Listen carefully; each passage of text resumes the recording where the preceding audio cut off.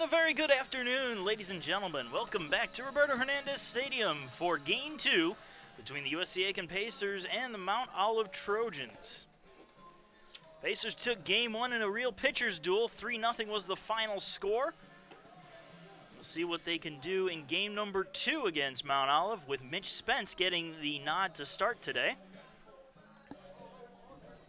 Spence comes into the game. This is his very first start. He's had 2 other appearances on the year. Has an 0-1 record with a 6.75 ERA, 6.2 innings pitched for 6 hits, 5 runs, all of which were earned, 3 walks, and 12 strikeouts. Leading off the top of the first, the center fielder number 4, Trey Sweeting. And Trey Sweeting will lead things off for Mount Olive. The second straight game.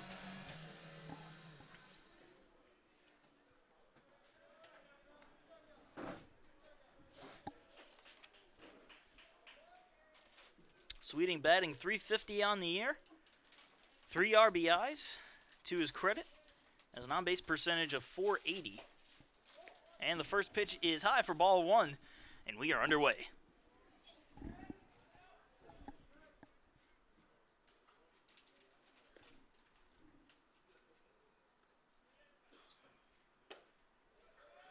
Right there for a call strike, 1-1.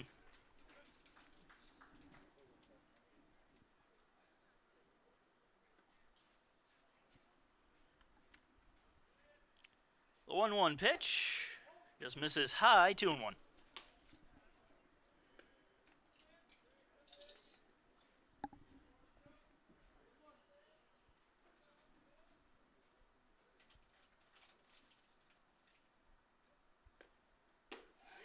Right down the middle for a strike. Evens count up at 2 balls and 2 strikes.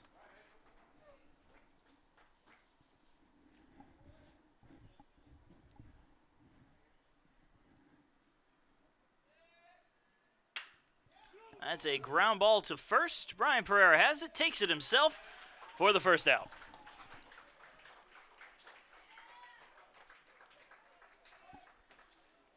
The left fielder number 1, John Cosme. And John Cosme comes up to bat now with 1 out and nobody on. Go ahead and give you the Pacer defense. Starting behind the plate, Blake Bottomley over at first base, Brian Pereira. The second baseman for USC Aiken is Philip Watcher. The shortstop, Chandler Rogers. That pitch falls into the zone for strike 1. And finishing off the infield, third baseman Dalton Weeks.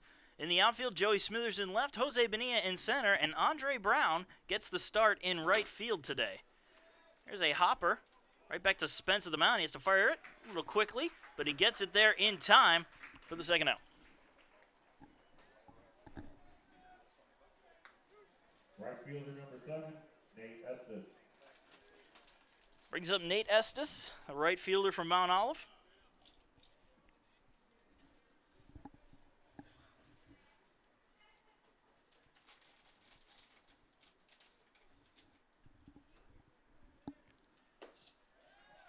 Upper inside corner for a call strike to Estes.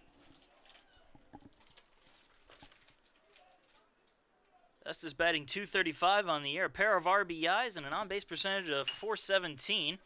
That's a slow hopper to third. Weeks has to charge it and throw it quickly. The stretch from Pereira gets it there in time for the third and final out. A 1-2-3 inning for Mitch Spence and the Pacers, and we are going to the bottom of the first with no score.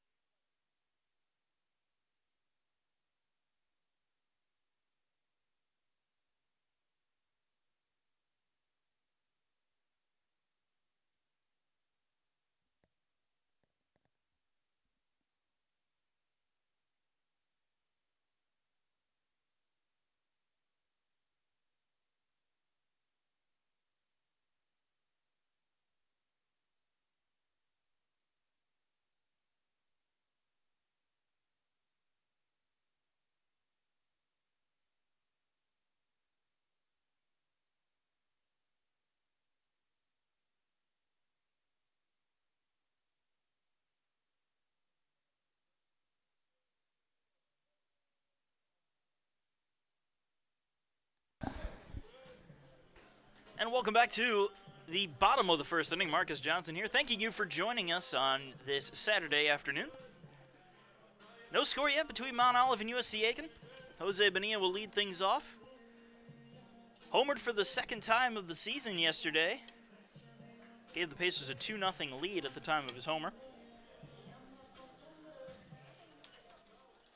Bonilla batting .361 on the year with a pair of home runs, 5 RBIs. Slugging percentage of .556 and an on-base percentage of .395. Shows bunt here, and that misses high and away for ball 1.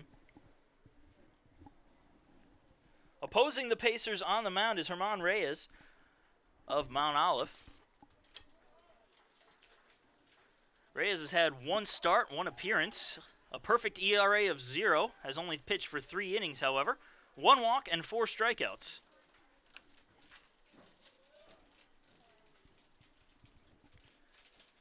And the 2-0. High and away, 3 balls, no strikes to the leadoff man, and Bonilla is not a guy you want to put on base early.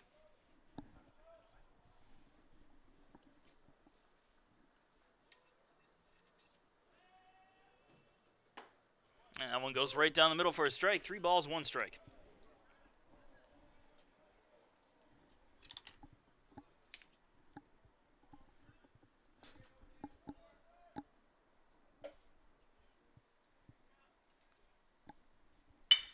And Bonilla grounds that one to short, takes an awkward hop and goes right off the chest of McLean. And Bonilla will be safe at first base.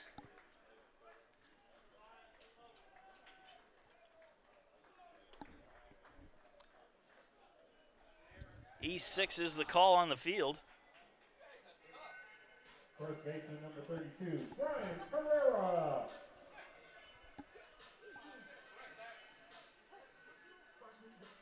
So Brian Pereira digs in, runner on first, nobody out.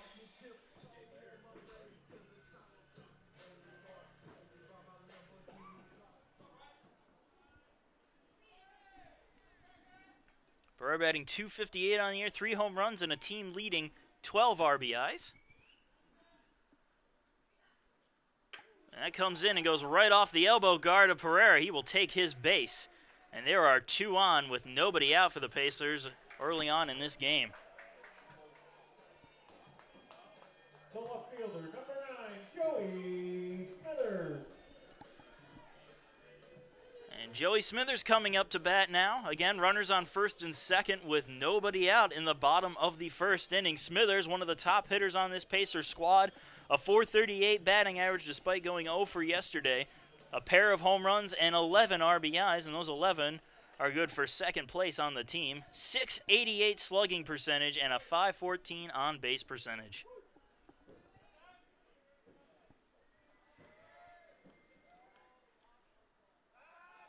And Reyes steps off the rubber to send Bonilla scurrying back to second. Bonilla can steal. He only has 1 stolen base on the year so far, but expect that number to go up as the season progresses.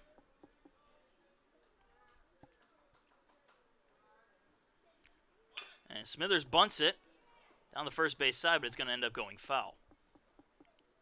An interesting call having Smithers bunt, again, as one of the hotter bats on the Pacers squad.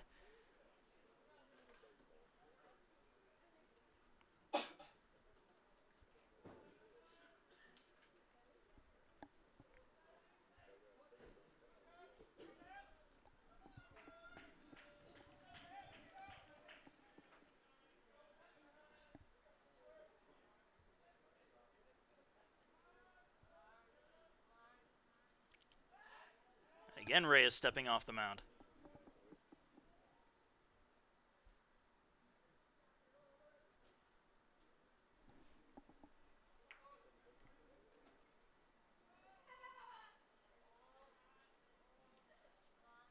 And the 0-1. Misses low. 1-1.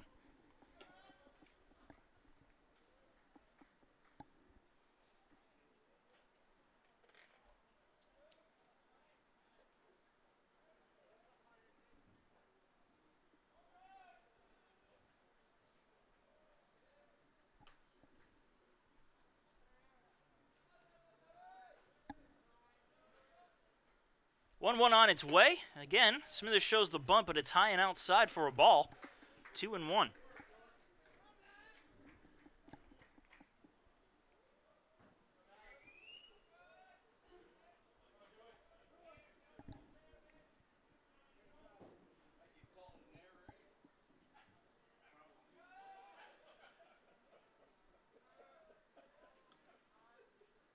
Bonilla takes off from second. Smithers swings and misses the throw down to third. Goes into left field. Bonilla is coming home. Pereira moves on to second. And that is going to be a run scored for USC Aiken. They take the lead 1-0 here in the first.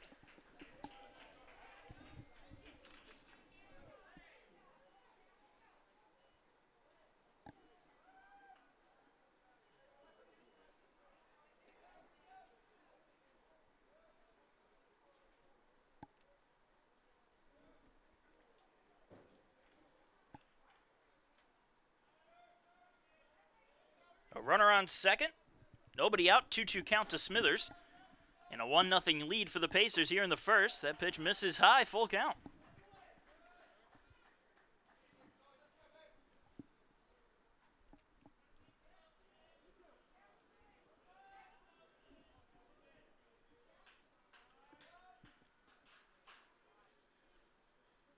Swing and a miss. Got him with a fastball. Smithers down on strikes for the first out. Designated hitter number 30, Connor Durden. That brings up Connor Durden, one of the top 3 hitters on the Pacers squad. .345 batting average, leads the team with 4 home runs, and has 9 RBIs on the season. Good for third place in that category. Still runner on second base with 1 out. Pitch high and away for ball 1.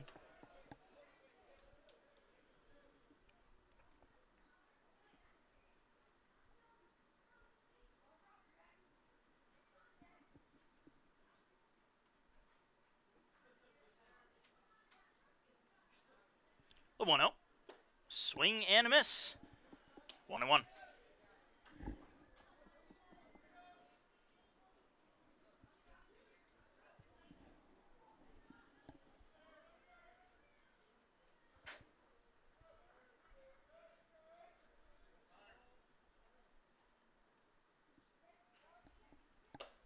Tied him up on an inside fastball, 1-2.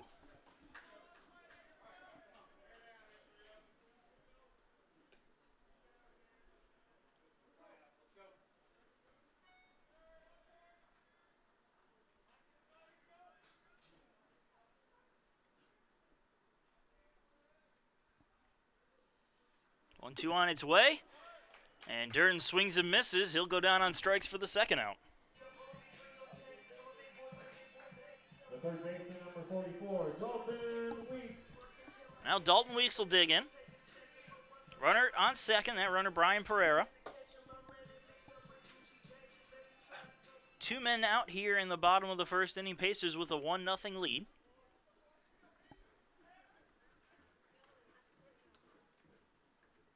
High and outside for ball 1.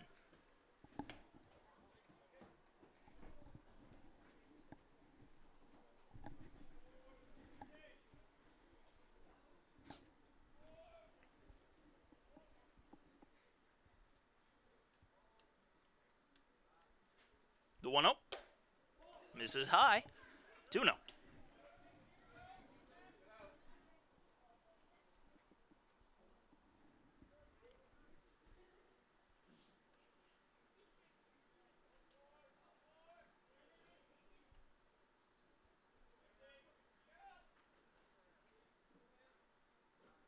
The 2-0 on its way. That one fouled off by Weeks, 2-1.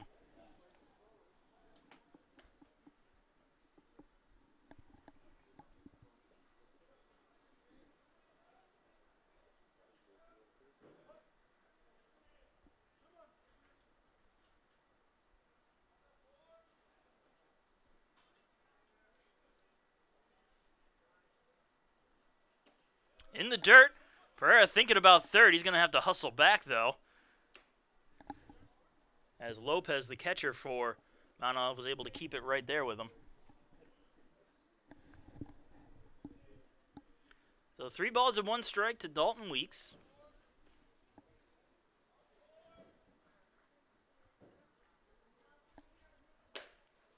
And that one misses outside. Dalton Weeks will draw the 2-out walk. The second baseman, number 1, Phil Watcher. That'll bring up Philip Watcher, who had a pretty good game yesterday. Managed his 2nd home run of the season and had some outstanding play defensively at second. And he has an opportunity to add on to this Pacer lead as they're up 1-0 with runners at first and second. And 2 outs here in the bottom of the first.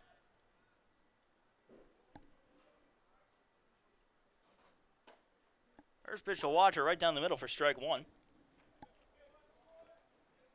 Watcher batting .259. Again, 2 home runs, 4 RBIs.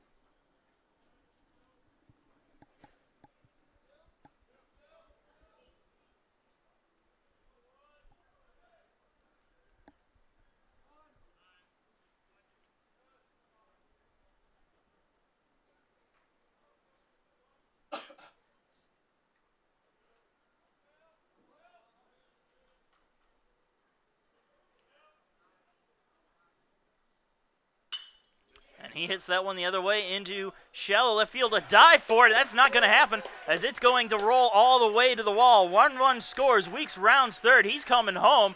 And they are going to hold Watcher up at third base for a 2 RBI triple.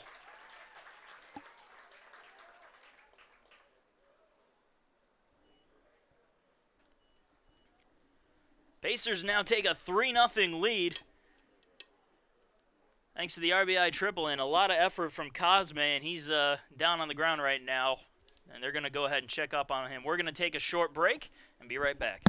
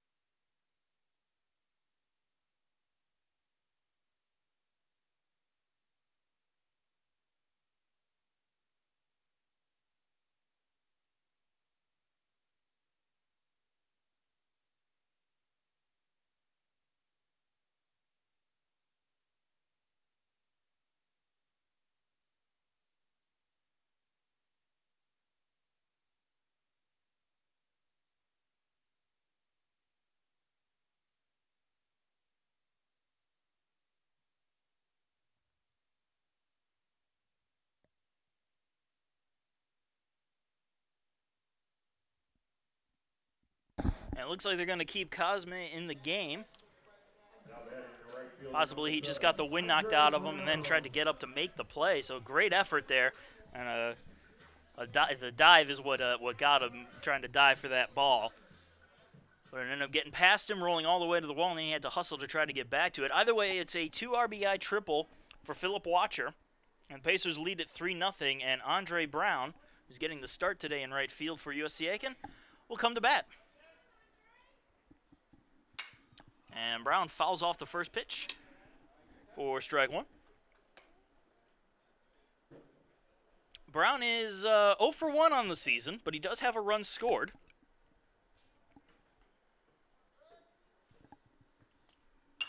And he fouls off another one the other way, 0-2. Yeah, came into pinch running, came around to score, and that 0 for 1 was a strikeout. But he also has a stolen base on the year. He's another one of the faster players on this Pacers squad, and most likely would be getting the start in center field if it wasn't for the speed and play of Jose Bonilla. And a swing and a miss. Brown goes down on 3 straight pitches for the third out, but the Pacers get 3, thanks in part to Philip Watcher's RBI triple. We go into the top of the second. Pacers up 3-0.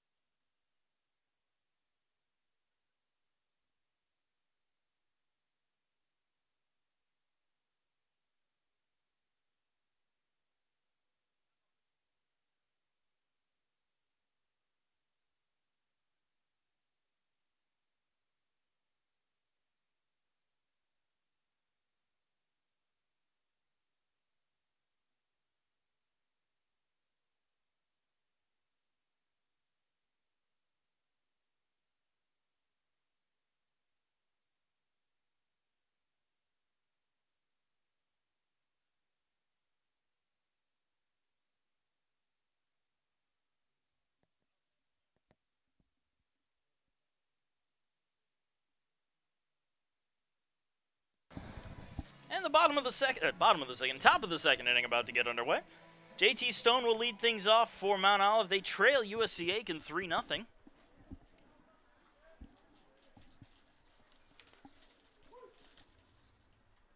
Stone with a .381 batting average, a pair of home runs, and 11 RBIs. And the first pitch misses high and away for ball 1.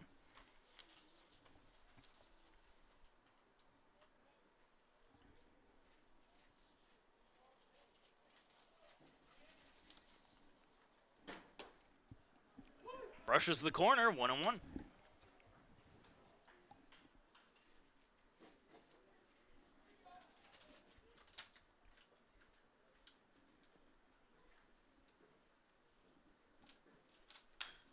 That one fouled off.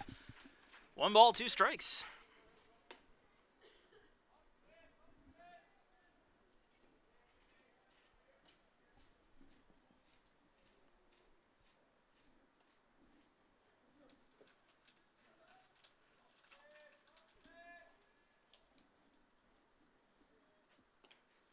Ball in the dirt, 2-2.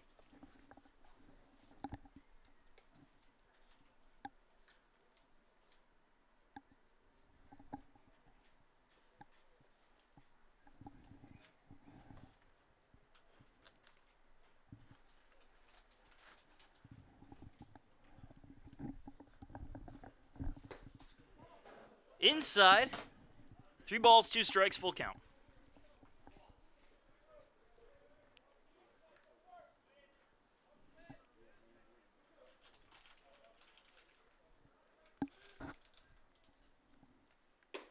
Misses high for ball 4, and a leadoff walk to JT Stone will start things up for Mount Olive. Third baseman number 34, Drew Ellis. Brings up Drew Ellis.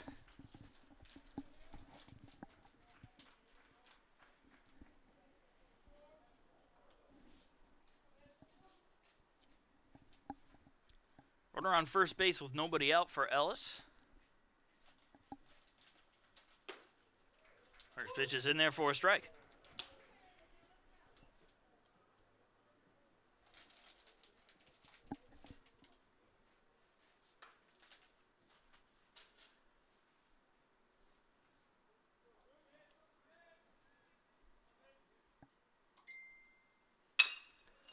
Ground ball to short, and that's going to end up through into center field. And they'll most likely score that one an E6. Catcher number 12, Jose Lopez. So runners on first and third after the error, and the catcher, Jose Lopez from Mount Olive, coming up a .333 average, 3 RBIs on the year, and a chance to add on to it here in the top of the second.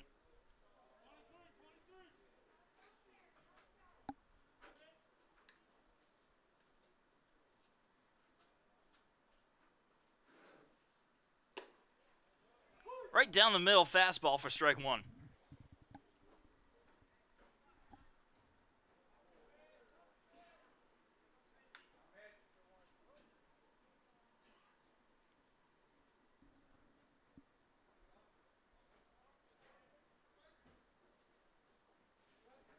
Check throw over to first. Not in time.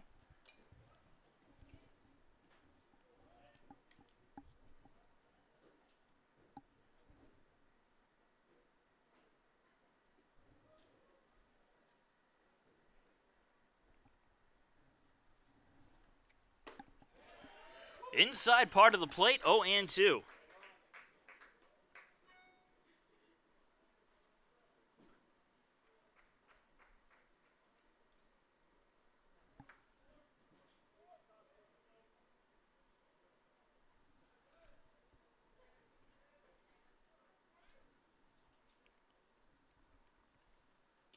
Ball in the dirt, and it gets away from Bottomley. Runner coming home, he will score. And Mount Olive gets on the board on the wild pitch.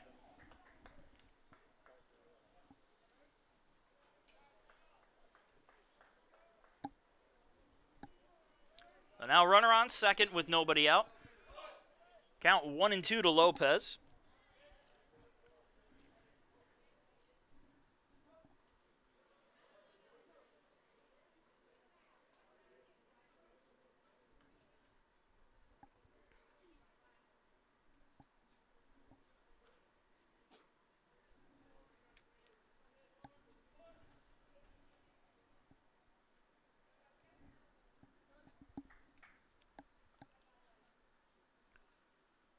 Now the 1-2 on its way. And that one's a fly ball into shallow center field. Bonilla having to charge on in. He's going to let it drop. That's going to be a base hit. Trying to head in for second was Lopez, but he quickly backtracked as Bonilla managed to grab the ball quick enough and notice the runner trying to advance. The runner's back on the corners for Mount Olive. And Justin Carroll, the DH, coming up to bat. .263 average, 1 home run, 4 RBIs on the year.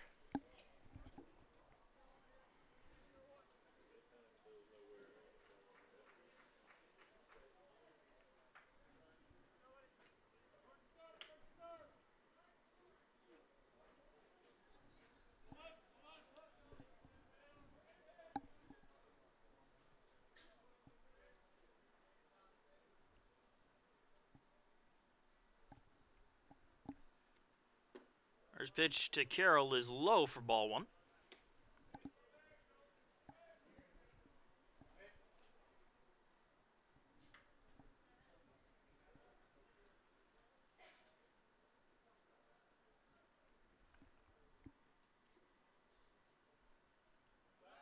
Check throw over to first, not in time.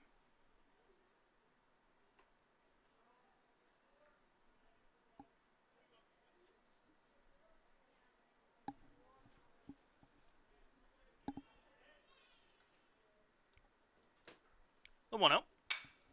Fouled off the other way, 1-1.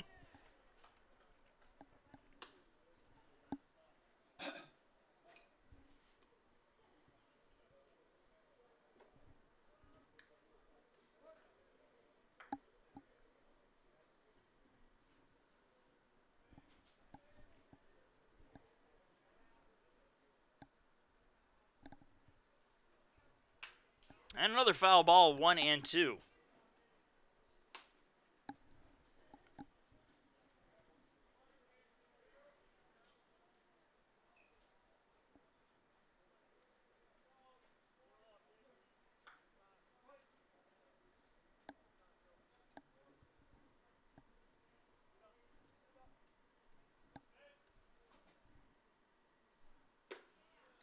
This is high and outside. Evens the count of 2 balls and 2 strikes.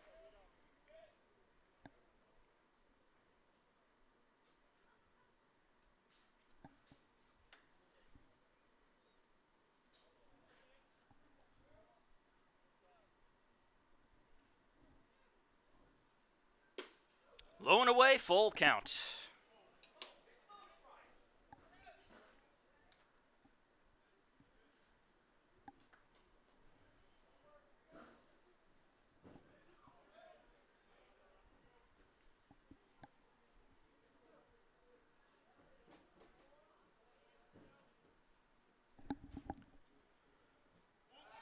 A check throw to first, not in time, however.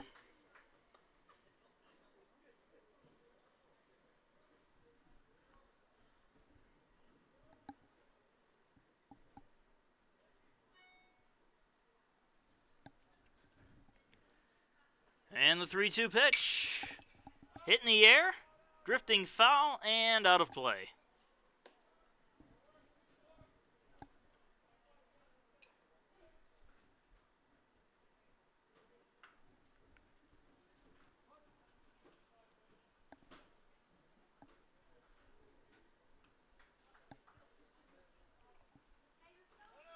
Runner goes from first. It's a ground ball up the middle. This time it's grabbed by Rodriguez. Steps on the bag, not in time. The throw to first, however, is in time. However, a run scores, and the Pacers' lead is cut to 1 as it's 3-2. The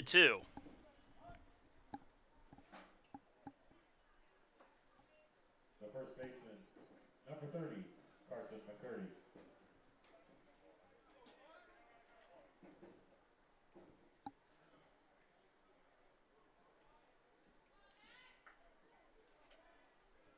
So Carson McCurdy, the first baseman, steps up to the plate.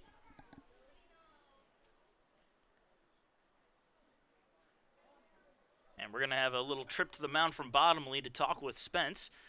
And while we have the opportunity, we'd like to thank some sponsors, including the South Carolina Education Lottery. When you play the South Carolina Education Lottery, you're not only taking a chance, but giving a chance. Some people give a chance more than others.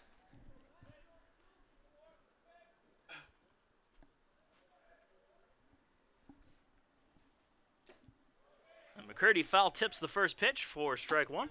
McCurdy making his first plate appearance of the season, as he has no stat line just yet.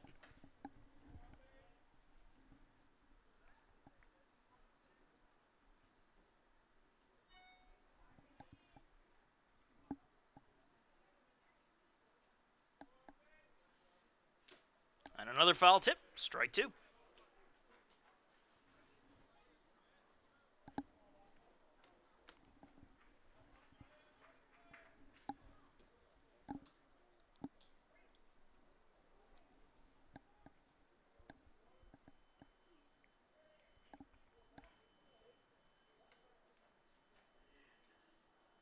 The 0-2 on its way, swing and a miss on a pitch low and inside.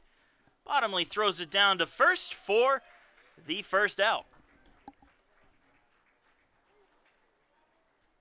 The shortstop, number 3, Blake McLean. That brings up the number 9 hitter in the order, Blake McLean.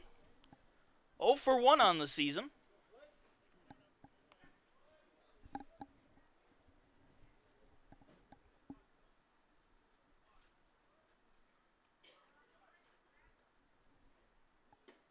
And the first pitch falls into the strike zone for strike 1.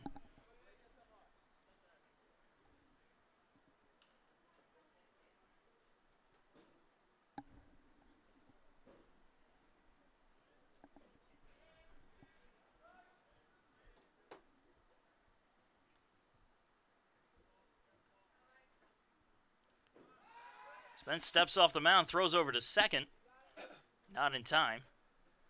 Trying to see if they could catch Lopez sleeping over there.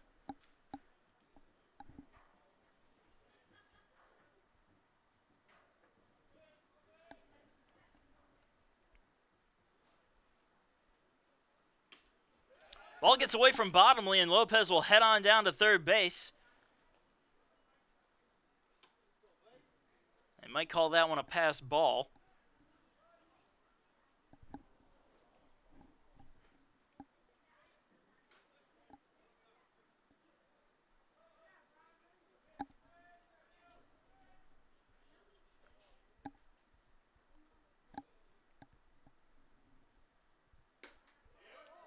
Ooh, a good pitch. Just missed the strike zone, however, 2-1.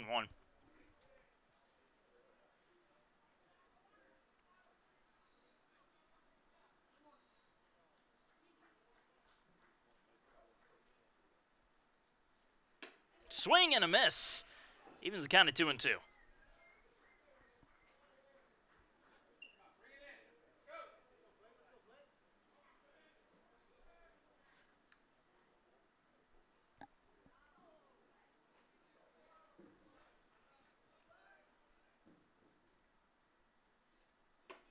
Misses with a high fastball, full count.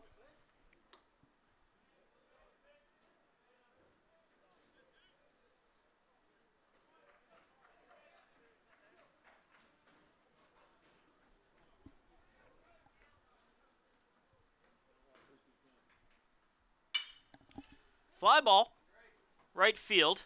Andre Brown running back for it, and he will make the catch for the third and final out. But Mount Olive gets 2 as they've cut the Pacer lead to 1. It's 3-2 going into the bottom of the second inning.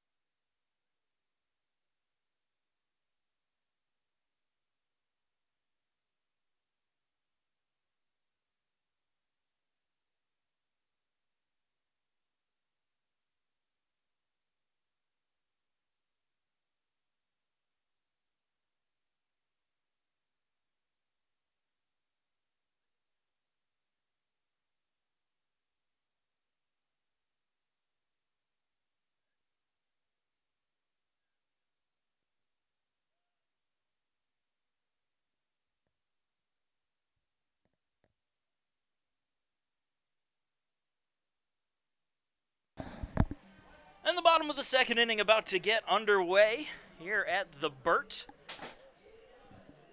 Blake Bottomley to lead things off for USC Aiken.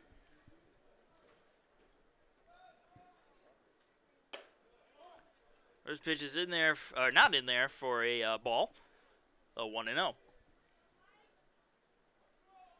Bottomley with 2 home runs on the year and 4 RBIs. One of those home runs came in yesterday. Pitch is low for a ball, 2-0. They're looking to get back some more runs as they saw their 3-0 lead dwindle to a 3-2 lead in the early half of this inning. And Bottomley sends that one a mile, but it's foul.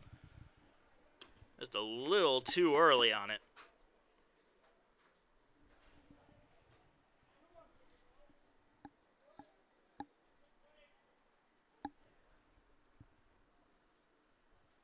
And the 2-1.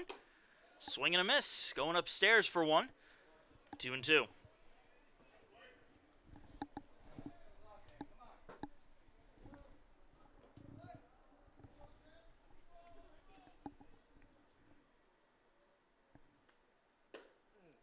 Ooh, just gets the inside corner and Bottomley down looking for the first strike, or for the first out.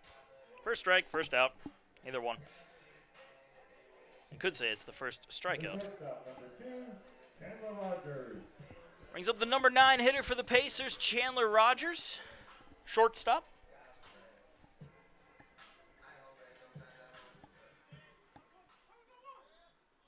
Rogers with an even .300 batting average. Misses high and inside for ball 1.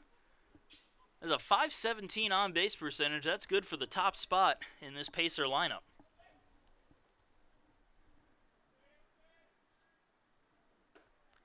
High and inside, 2-0.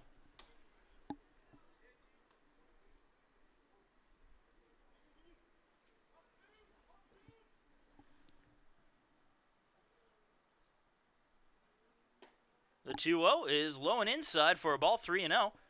And this is a very familiar territory for Rogers. He leads the team in walks.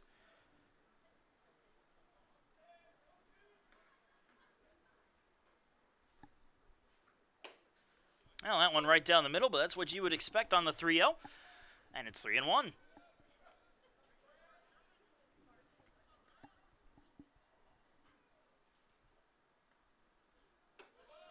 Upstairs, ball 4.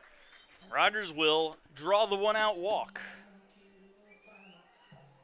The center fielder, number 4, Jose Bonilla. Brings up Jose Bonilla. Reached on an error that some people believe should be called a base hit. We'll probably look at that a little later on to make sure we get it all right. Has a stolen base on the day and a run scored on the E2. E2 was a throw over to third to try to catch him stealing that ended up going out into left field. Comes up with 1 out and 1 on.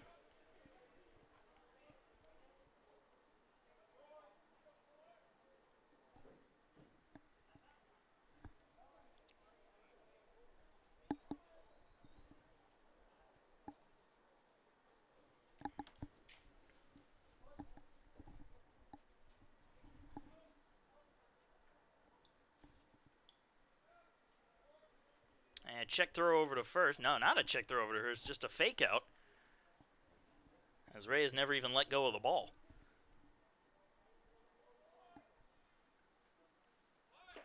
Bonilla shows bunt, pulls it back, and it's ball 1.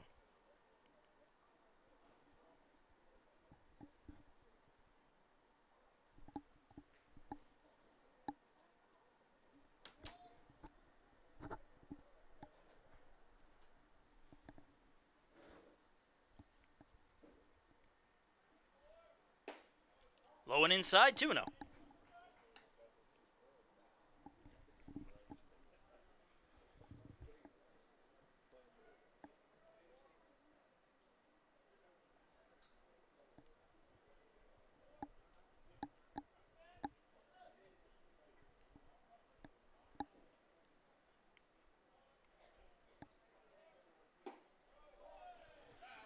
Ball in the dirt, 3-0. I'd almost want to say green light Bonilla to swing here as he's got a good bat. But at the same time, you want him on base. And the odds of throwing 3 straight strikes are less than 1 ball. And, well, there's the ball low and inside. Good thing they didn't listen to me, otherwise it would be 3-1. And Bonilla is now on first base to put runners on first and second.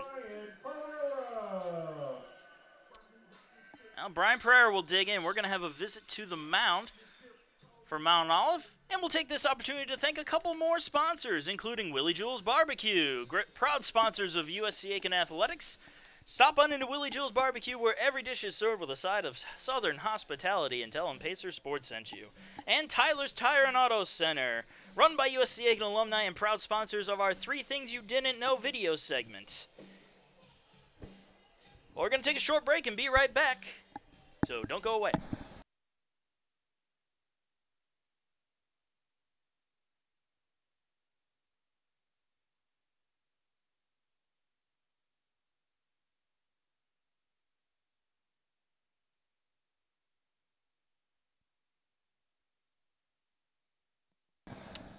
The meeting concludes and baseball resumes. Here in the bottom of the second inning, runners on first and second for Brian Pereira with 1 out.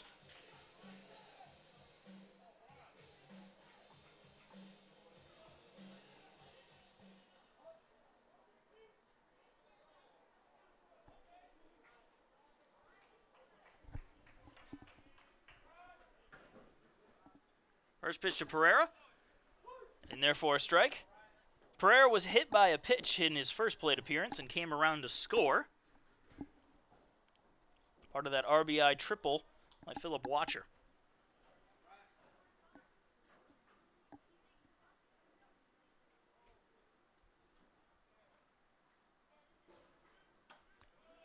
Pitch is way outside. 1-1.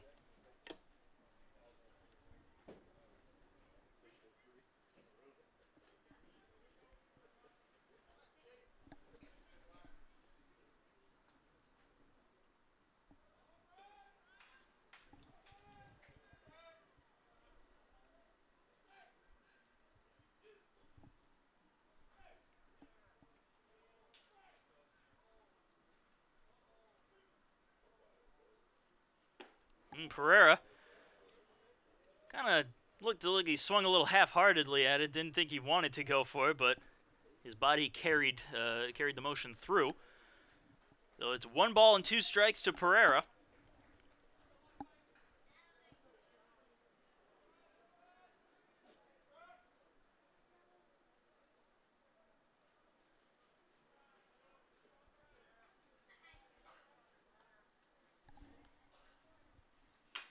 Check swing, and he sends it foul.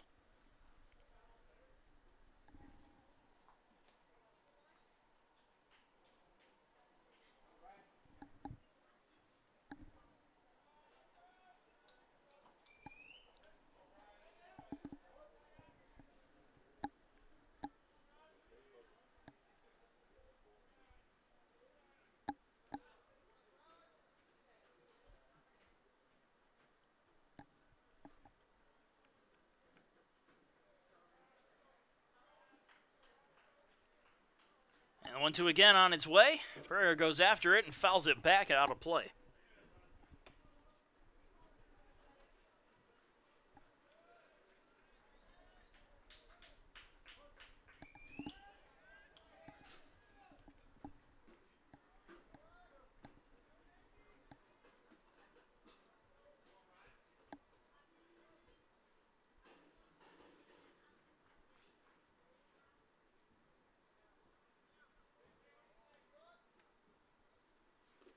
Checks his swing, balls in the dirt. They're going to appeal, and they're going to say he went. Pereira does not agree with that call, and he will sit down for the second out. Left fielder number 9, Joey Smithers. Brings up Joey Smithers, 2 outs, runners on first and second. Smithers struck out swinging his first time up.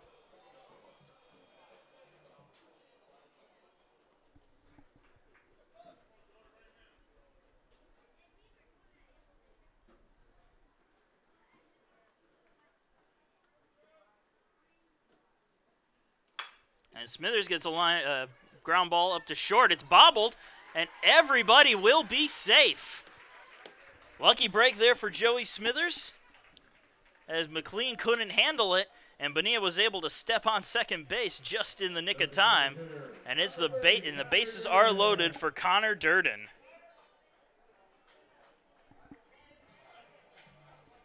Durden struck out swinging his first time up. Bases loaded, 2 outs. Pacers leading 3-2. Big spot here for Durden to see if he can really open this game up again.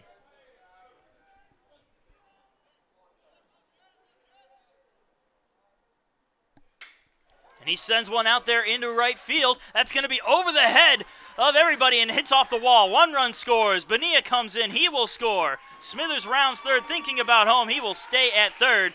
It is a 2 RBI double for Connor Durden.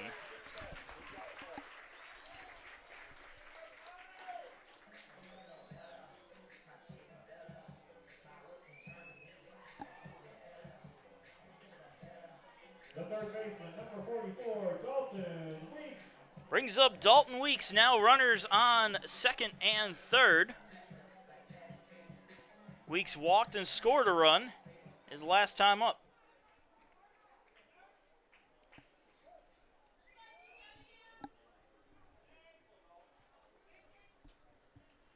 Score now 5-2, Pacers leading Mount Olive.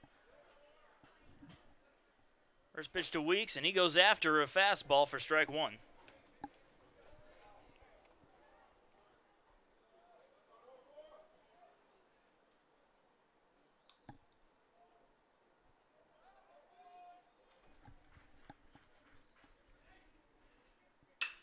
And Weeks sends one out into left field. That's going to drop in for a base hit.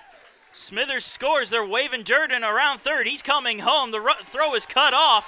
2 RBIs on the single by Dalton Weeks, and the Pacers now lead it 7-2. The second baseman, Phil Watcher.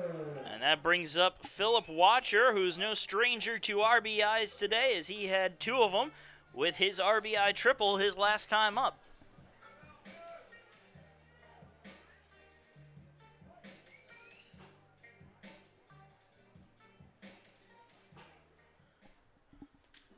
Seven to 2 now your score here in the bottom of the second inning. 4 runs have crossed home plate for the Pacers.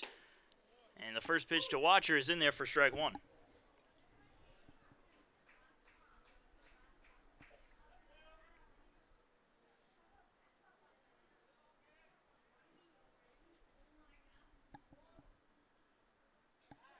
And a check throw to first, not in time.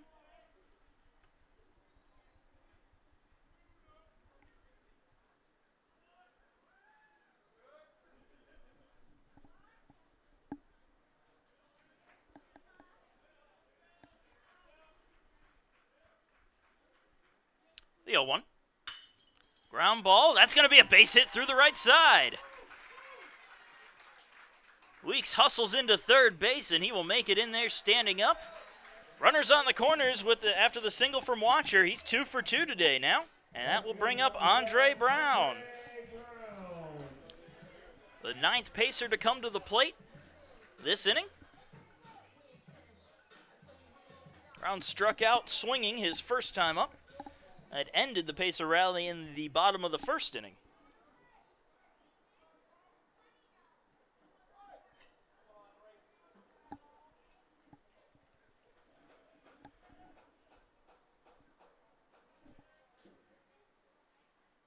And Brown goes after the first pitch, and he loops one into right field for a base hit. Weeks scores. Watcher heads in for third. Runners still on the corners with 2 outs. And it's an RBI single for Andre Brown to make it an 8-2 ball game. The catcher number 20, Blake Bottomley.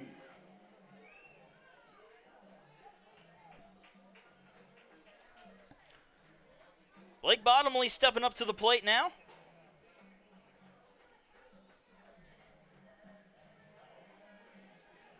Struck out looking to start things off this inning.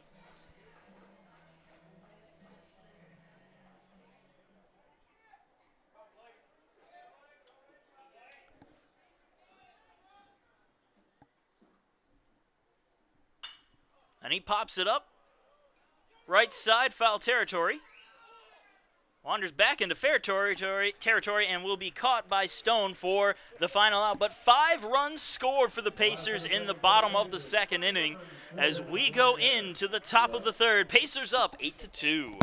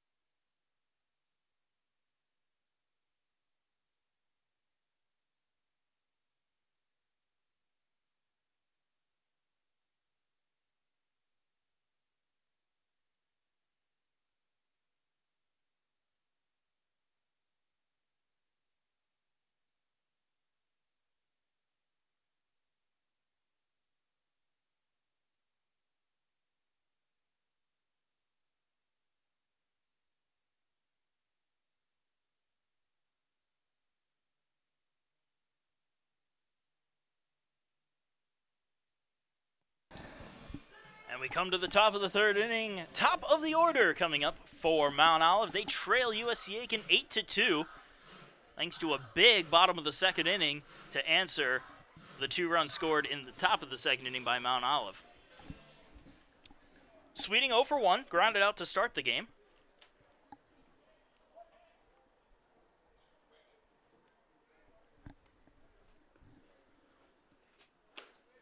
And he'll let the first pitch go by for strike 1.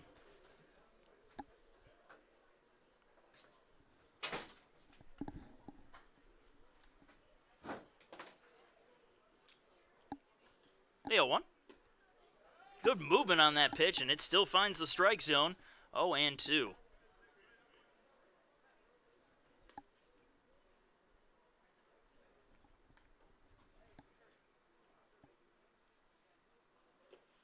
Ball low and away. 1-2.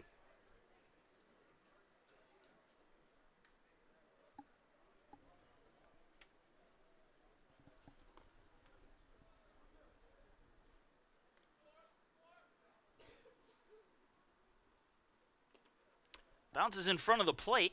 I leave the count up at 2 balls and 2 strikes.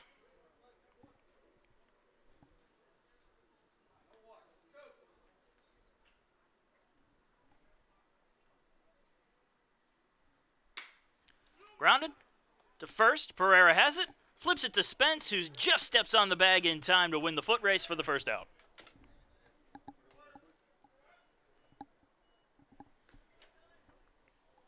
Left fielder number 1, John Cosme. Brings up John Cosme, who had a bit of a scare in the first inning. Well, not really a scare, just a little moment of concern as he dove for a ball and was a little slow to get up. But he is perfectly fine as he steps in for his second at-bat and swings and misses for strike 1. 0 for 1 today as he grounded out to Spence on the mound, his first time up.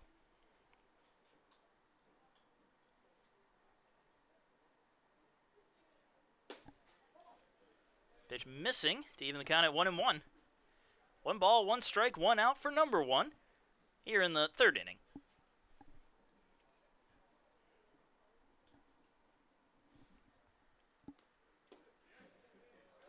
Good movement. Finds the zone. It's 1-2.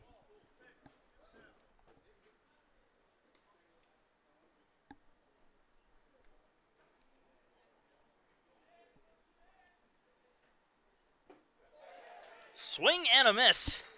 And Spence gets Cosme on strikes for the second out. Right fielder number 7, Nate Estes. And that brings up the third and final outfielder, Nate Estes. 0 for 1 as well, as he grounded out his first time up.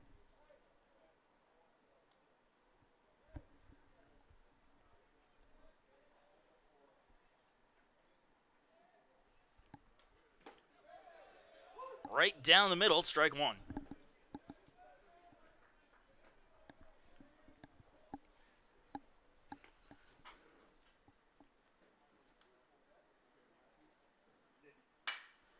Grounded to second.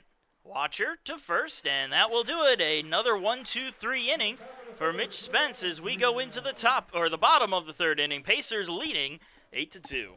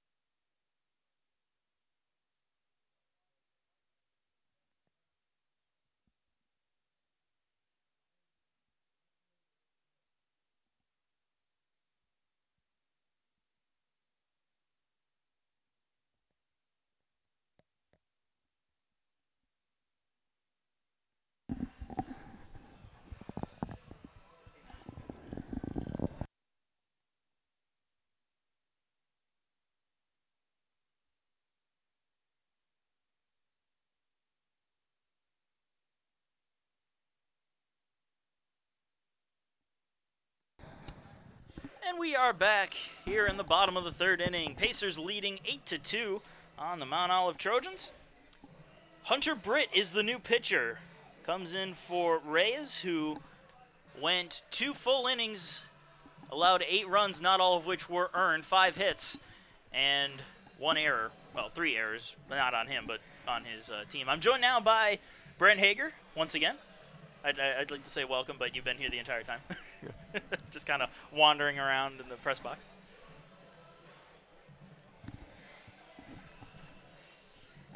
Go ahead and give you the stat line for Hunter Britt. Perfect ERA in 1 appearance, 2 walks. That's about it. Not a whole lot on the stat line. But Chandler Rogers to lead things off for USC Aiken. Rogers is 0 for 0 today as he walked and came around to score.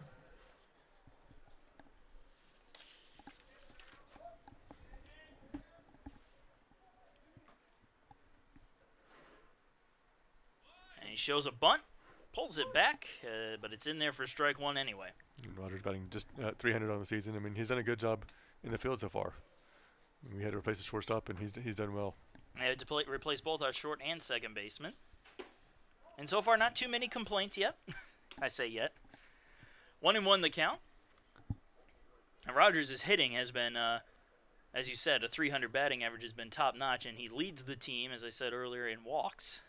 And he picked up another one in his last at-bat. Outside, 2-1. You know, not only does he get on base, but he also makes the pitcher work deep into their count, which is going to be beneficial for the rest of the team. 3-1, and he's not a small guy by any means. I mean, he's 5'10". That's, you know, not huge, but he's not tiny either. So he's got a strike zone.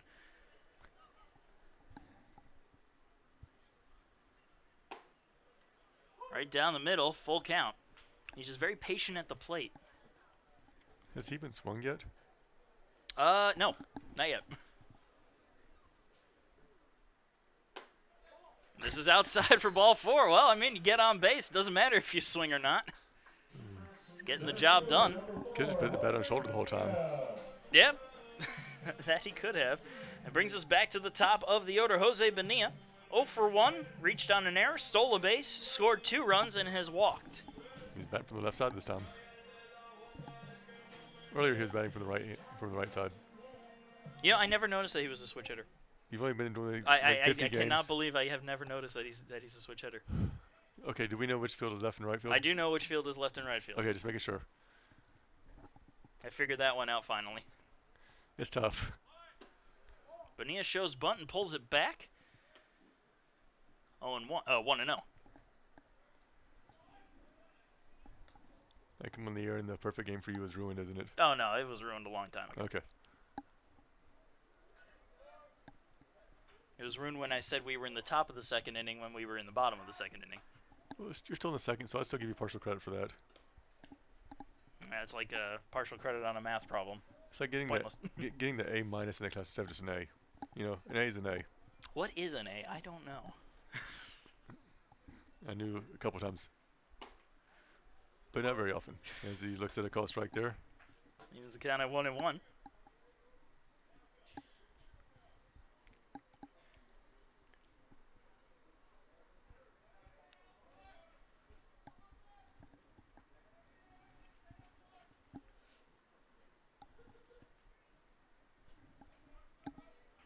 The 1-1 on its way.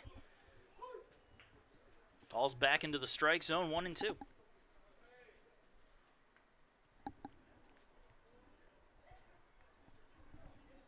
And we had some VIPs in the crowd yesterday. We still have some in the crowd today. Roberto Hernandez returns to his stadium, joined by former athletic director Randy Warwick as Bonilla swings and misses on that pitch. Runner goes for second, and he will make it in there. But Bonilla down on strikes for the first out.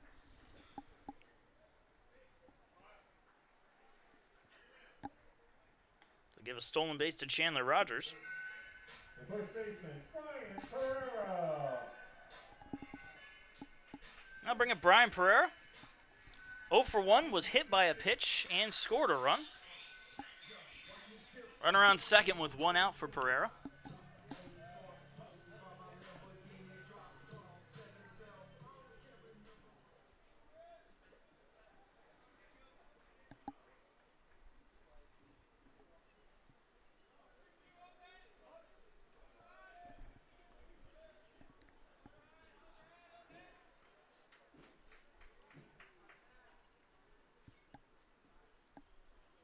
And Pereira grounds one. Fair down the first base side. That'll be extra bases. Coming around to score is Rogers. Pereira heads into second, and he will make it in there with a stand-up RBI double. Pacers now lead it 9-2. That's his 3rd double in the season. The left fielder, Joey Smithers. Brings up Joey Smithers. Smithers reached on an error his last time up and came around to score. With the song, you can't see him, but I mean, you really can see him. Yeah, well, with my glasses I can. Without them, then I But probably couldn't. Just like the song, okay. But one of the more entertaining walk-up songs, we believe. Yeah, it still has my #1 spot until Pereira uses that Power Rangers theme song. Oh, like you did last year? Like you did last year. First pitch to Smithers. Misses low and inside. Curveball. 1-0. You can't knock Pereira for choosing unique music. Yeah, no, not at all. In fact, I encourage him to choose it.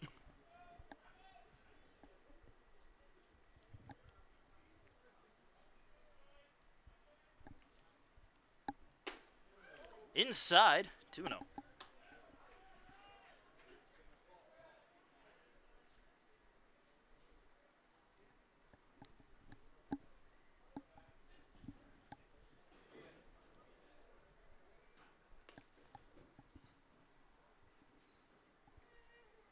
The 2-0 on its way. Low and away, 3-0.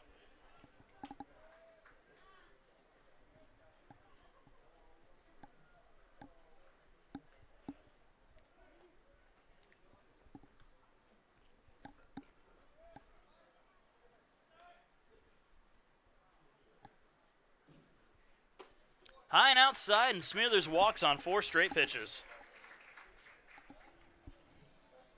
The designated hitter number 30, Connor Durden. That'll bring Connor Durden to the plate. 1 for 2 with a 2 RBI double and a run scored his last time up, which was in the last inning. Durden 11 for 30 on the season. And he's picking up right where he left off at the halfway point of the season.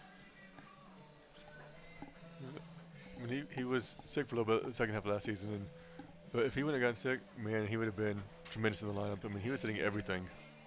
He was, I think he was hitting close to 500 at that point.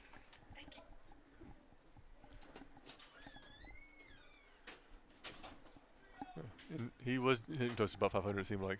At least it felt like he was. Pitch is in the dirt. So 1-0 the count to Durden.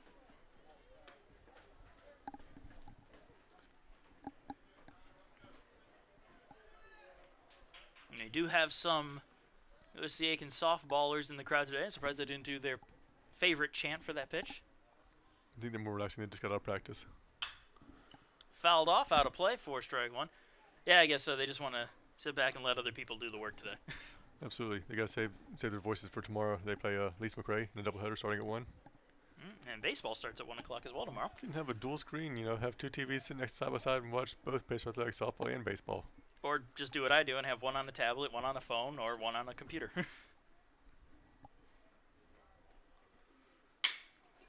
Grounded, up the middle and through for a base hit.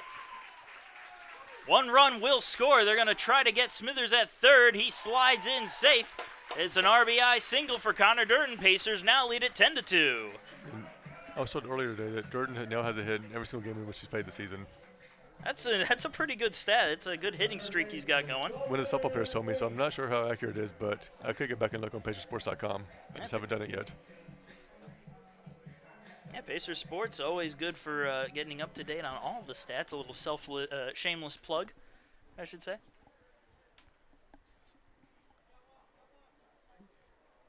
So a pitcher's duel pretty much yesterday and this today. I don't think it's going to really be one. It's looking like it might be a slugfest. And I mean, Mount Olive only has 2 runs, but they've had plenty of opportunity to send some runners in, and they get one timely base hit, and all of a sudden it's a 10-5, 10-6 game. First pitch misses outside to Dalton Weeks, who also has an RBI single, which drove in 2, and he came around to score as well. The Trojans have someone up in the bullpen. Can't read the number right now, but that's only because my eyes are horrible. Same here. I can't see a thing. It's a righty. There's a lot of right-handed pitchers on their roster. Just letting you know. 2 balls, no strikes, the count to Weeks. Runners on first and third with 1 out here in the bottom of the 3rd inning. And one finds the lower part of the strike zone, 2-1. I didn't realize until last night that the USC softball team plays up at Mount Olive later this year. I might have to go back up there just for the food that's right next to their school. You just want that hamburger. I do. Highway 55, one of my favorites. Sent the other way. That's going to be a base hit as it goes all the way to the wall. 1 run scores. They are going to hold Connor Durden at third. An RBI double for Dalton Weeks. Pacers now lead it 11-2.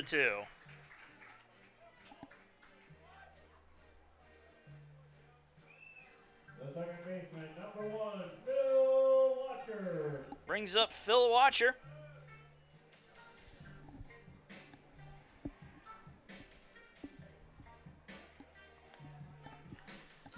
We are having a visit to the mound, and it looks like this is going to be a pitching change for Mount Olive. We're going to go ahead and take a short break. Be right back while the new pitcher gets his warm-up throws in.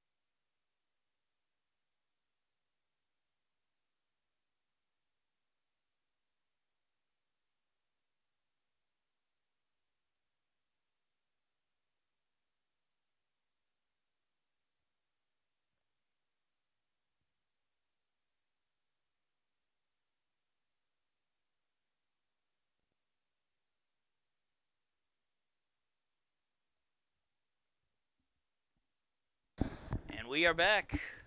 Jose Padron is the new pitcher, making his first appearance of the season. Comes in for Hunter Britt, who managed to go a third of an inning, allowed 3 hits, 1 strikeout, and has so far allowed 3 runs. The runners on second and third are his responsibility. Philip Watcher, the new batter for USC Aiken. 2 for 2 today. RBI triple, a single. And a run scored. First pitch misses for ball one. Yeah, the solo home run last night, I believe. Yes, he did. He did. He was the third and final home run of the game. All solo shots. All solo shots. Yep. Bottomley, Bonilla, and Watcher grounded to first. That's grabbed. They're going to throw home. And Dern just steps on home plate. Doesn't even bother sliding. He's in there safely. So a ground out for Watcher, but he drives in a run, and the Pacers lead it now 12-2. Right fielder number 7, Andre Brown. And that brings up Andre Brown.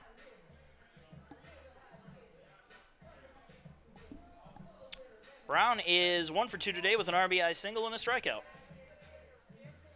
So he's 1 for 3 on the He's year. 333. Yeah. 333 batting average. Those are numbers I can figure out. Yeah, that's easy enough to do. First pitch is high for ball one. Weeks still over on third base. 2 outs here in the bottom of the third inning. 4 runs have scored already for the Pacers. And that one's low for a ball. 2-0.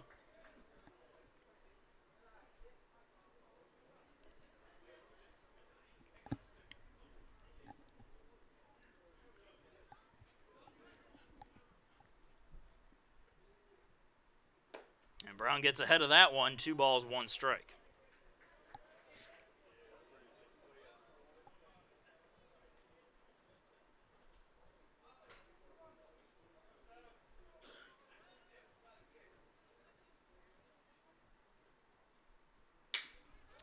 Sent foul, evens the count at 2-2.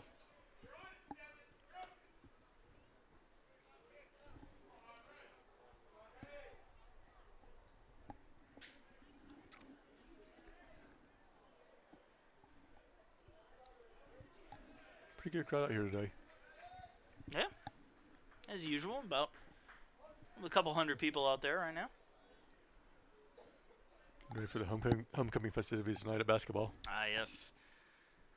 2-2 on its way. Low and outside for a ball, full count.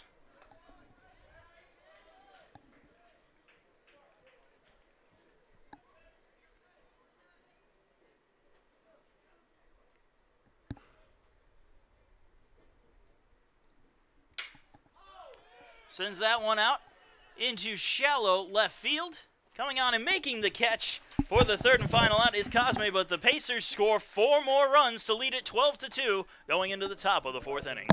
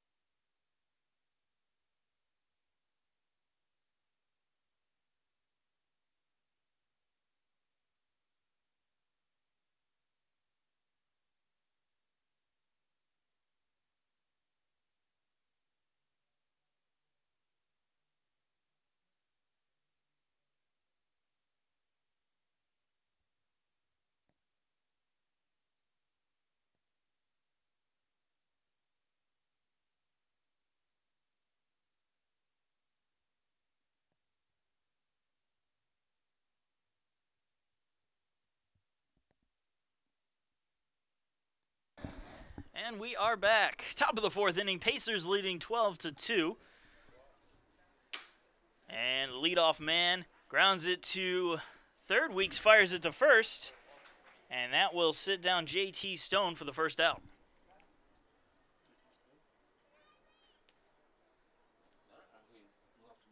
Third baseman number 34, Drew Ellis.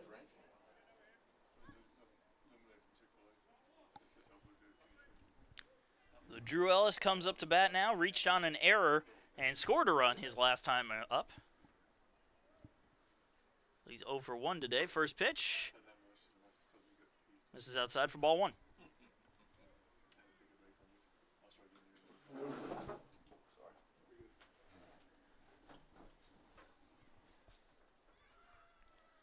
The 1-0. 2-0 misses outside.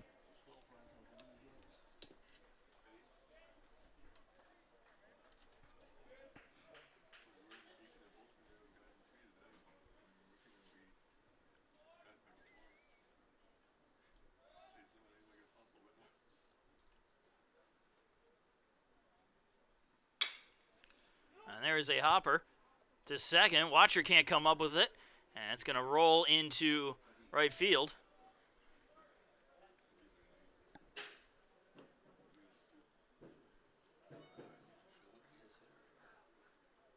The catcher number 12. And they are going to score that an E4. So runner on first with 1 out. Jose Lopez comes up to bat. Singled his first time up.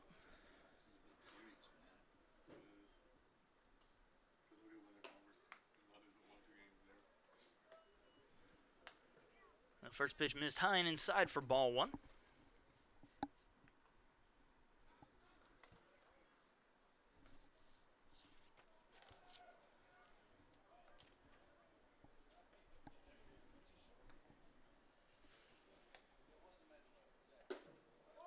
Low and inside, 2-0.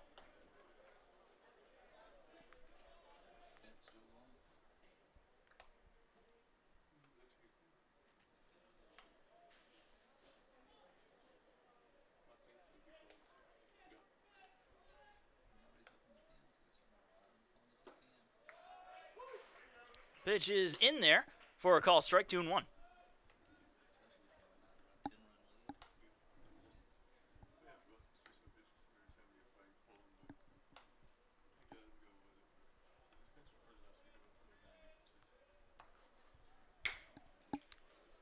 Send to the third base side. That's going to end up foul for strike 2.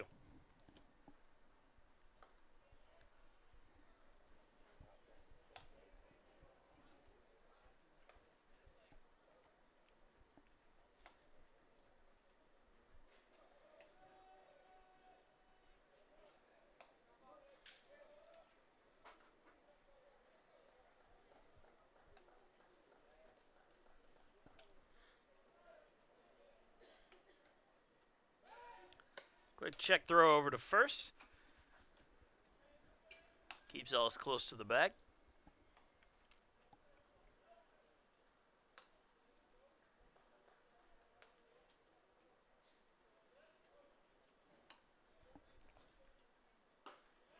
Inside corner, call strike 3.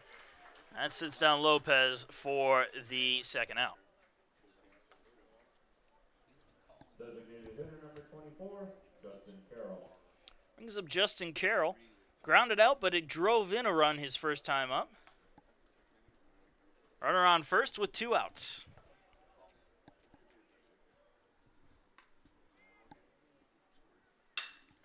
And he sends that one deep the other way. Brown going back and looking, and that one is gone. A 2-run home run for Justin Carroll, and the Pacers now lead at 12-4.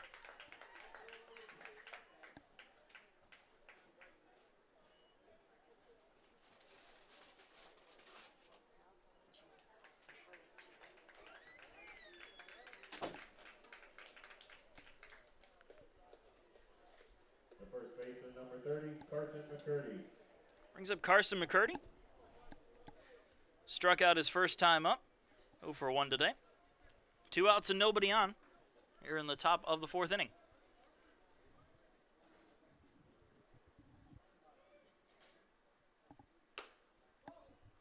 Pitch misses outside for ball 1.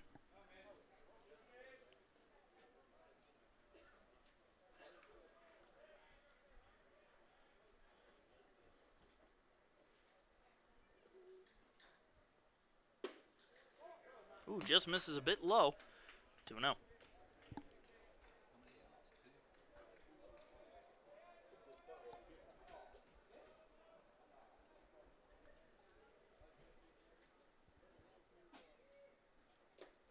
Swing and a miss on a pitch that was low and inside. 2 balls, 1 strike.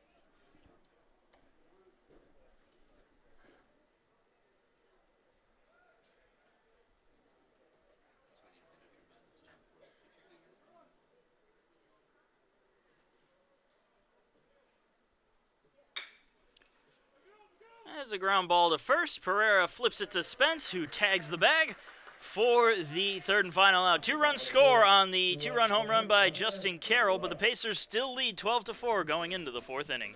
Bottom of the 4th inning.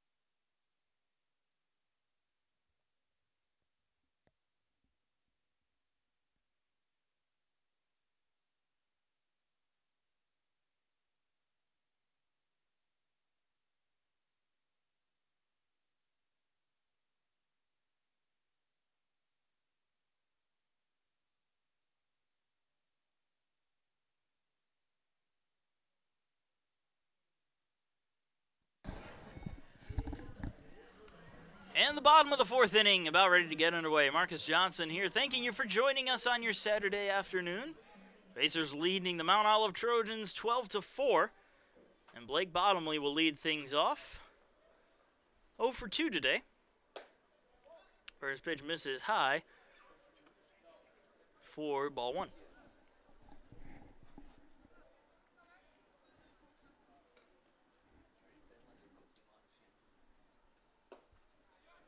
Pitch misses low for a ball, 2-0.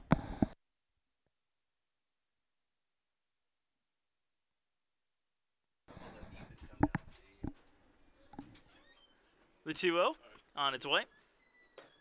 Misses low and outside for a ball.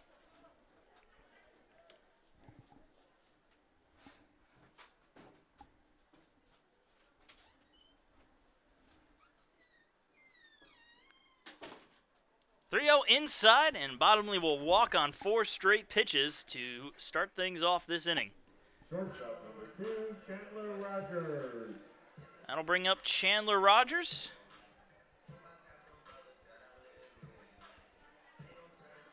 Rogers has 2 plate appearances, which have resulted in walks, 2 runs scored, and a stolen base.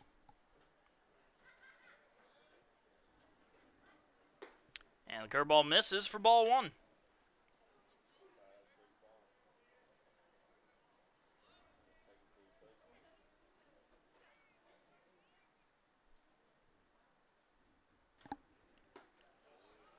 That one finds the zone.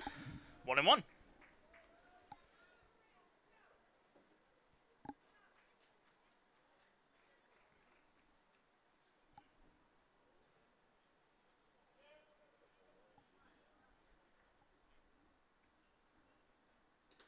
in the dirt, but blocked by Lopez. And that will keep Bottomley right where he is at first base.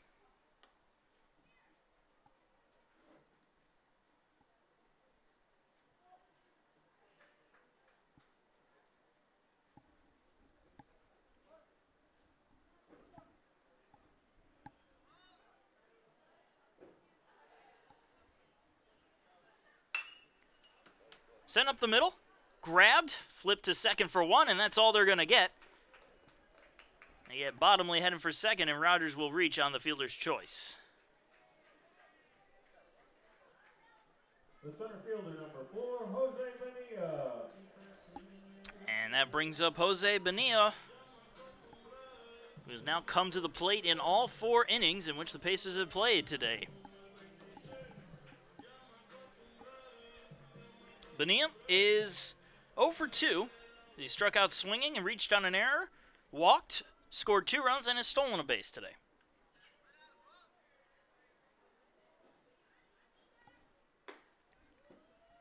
And the first pitch misses high and outside for ball 1.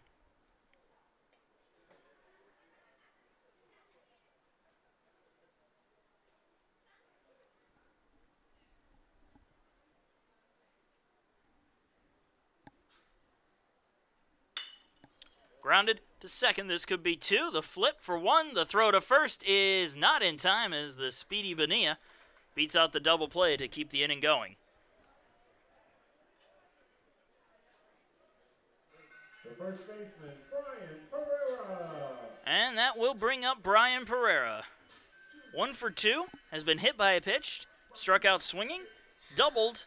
Drove in a run and scored a run today.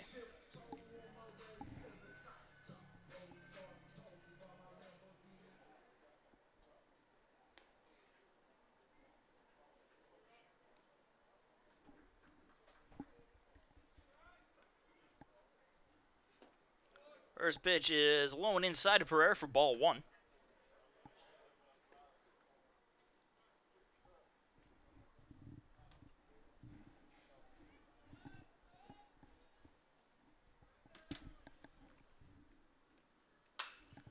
Sent foul. 1-1.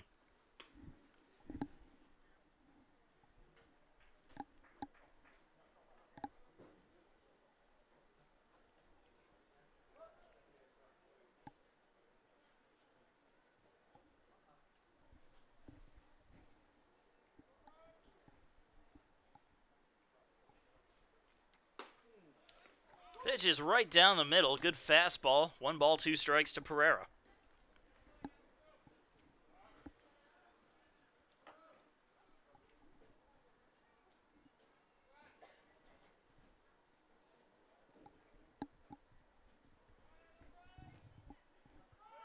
Runner goes.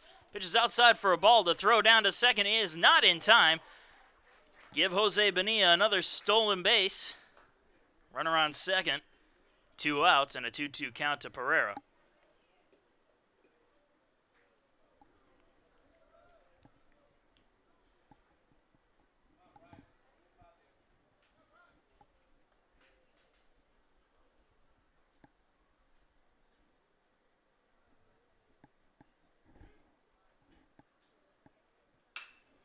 And that one popped up.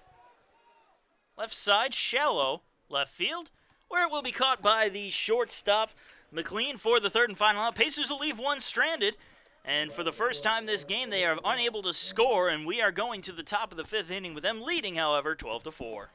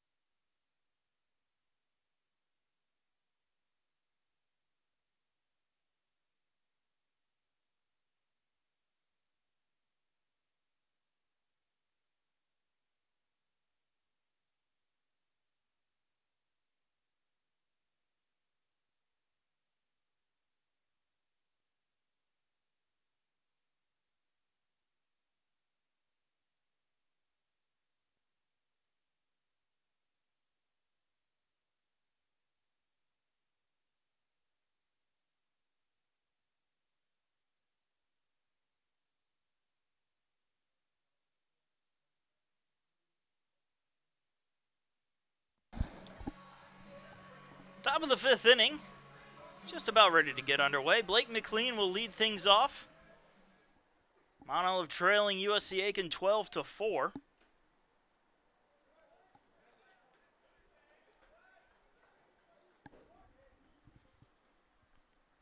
Mitch Spence still on the mound, trying to finish off this 5th inning of work. First pitch is high for ball 1. McLean 0 for 1 today, flew out his first time up.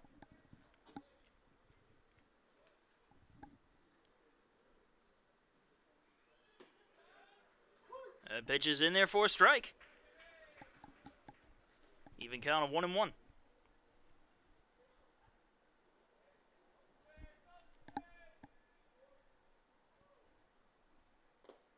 Low and away, 2 balls, 1 strike.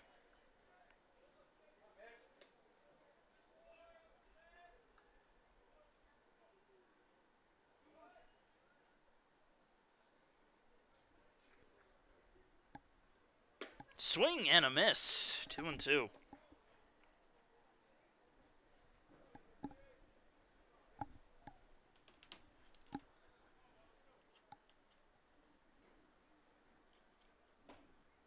Just misses with that pitch, and it's a full count.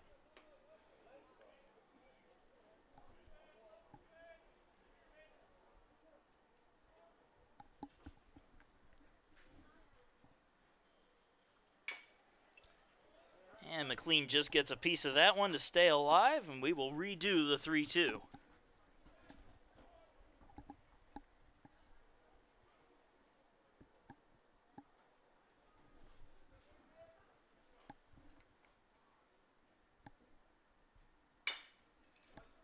And another foul ball.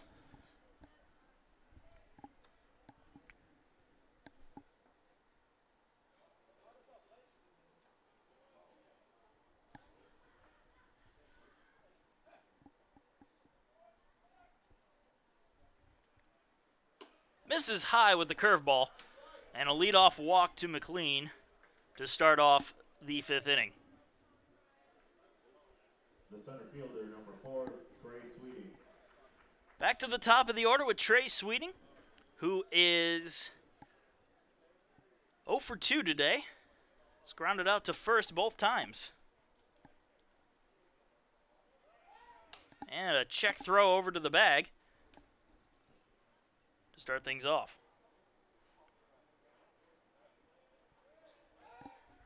Another check throw. That one was a little bit closer, but still not in time.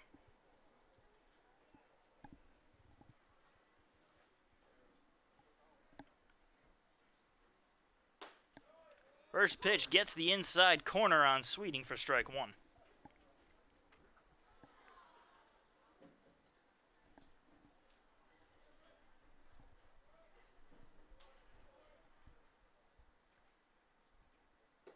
Check swing, did he go? Yes, he did. Chased one out of the zone. 0-2.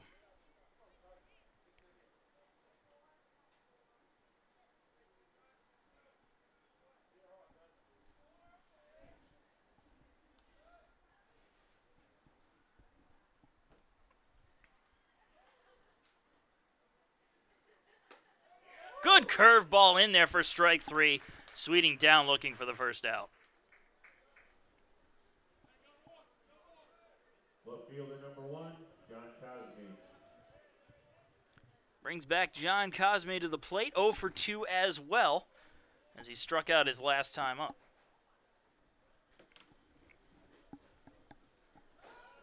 Another check throw over to first. Almost gets over Pereira's head, but he jumps up to snag it.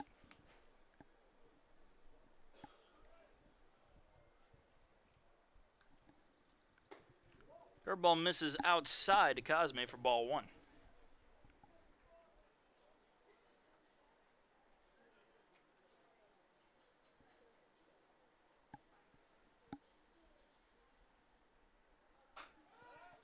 And another check throw to first.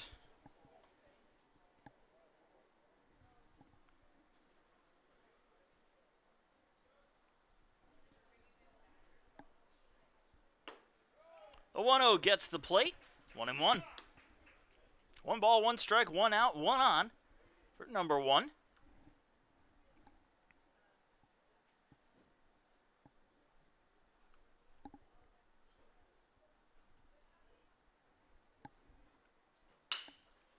He grounds that one to second. Watcher can't come up with it. Has to chase it on down. He'll throw it to first to try to tag Cosme as he rounded the bag, but he gets back in time. Advancing to third on the error was McLean, so runners on the corners with one out. Right fielder, Nate Estes. So it brings up Nate Estes, who is 0 for 2 as well today. Runners on the corners with one out here in the top of the fifth inning.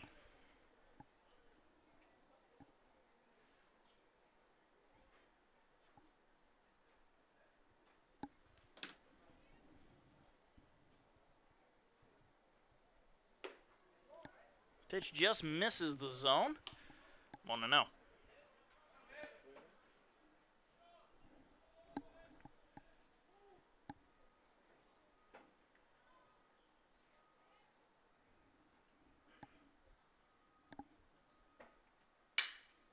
Sent to short. Rogers has it. Flips to second for one. Double clutch at the bag, so the double play will not work, and it's going to drive in a run on the fielder's choice.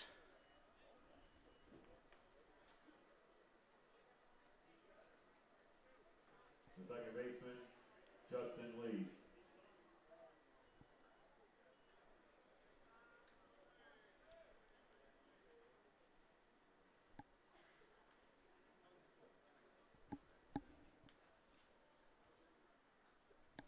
Justin Lee coming into the game. He will bat in the place of JT Stone.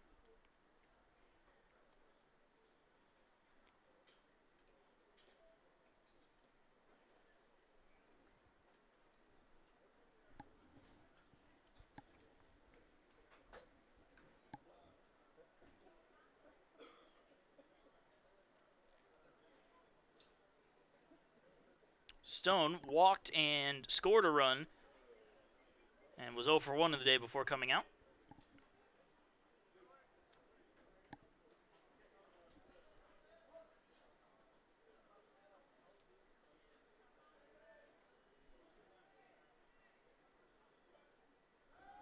And a check throw over to first.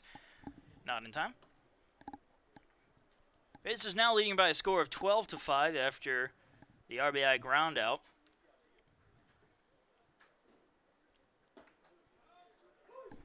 Pitch is in there for a strike, 0-1.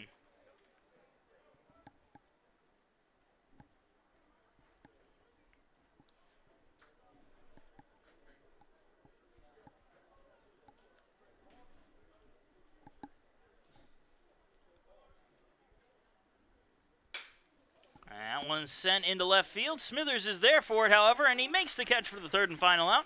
A runner is left stranded, but Mount Olive scores one. Pacers still leading, however, 12-5 going into the bottom of the fifth inning.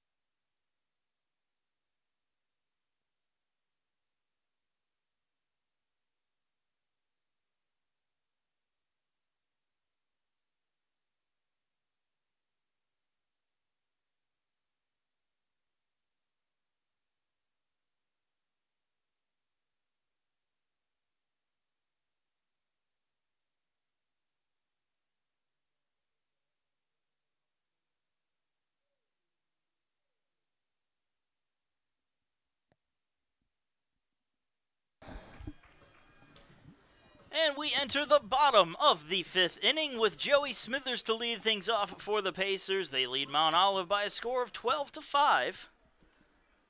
Smithers is 0 for 2 today, reached on an error, walked, and has scored 2 runs. And a curveball misses on Smithers for ball 1.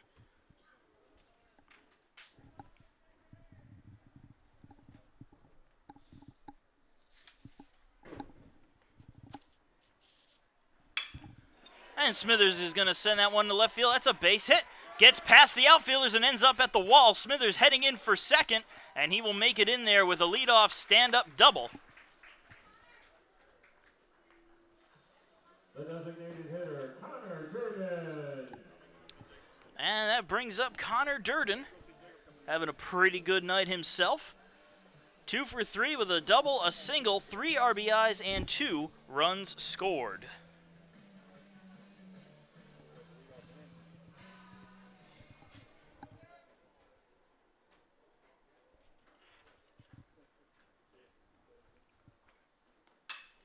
And he pops that one up in left field. And Cosme is there to make the catch for the first out. Third baseman number 44, Dalton Weeks. Brings up Dalton Weeks, also having a good day. 2 for 2, a double, a single, 3 RBIs, 2 runs scored, and a walk.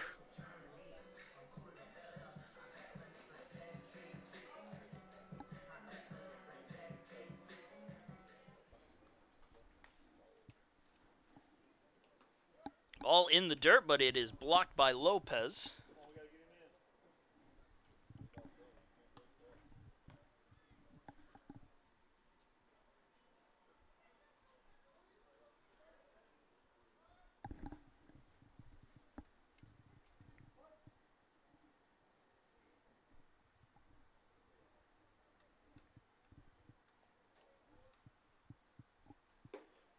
Low and inside for a ball, 2-0.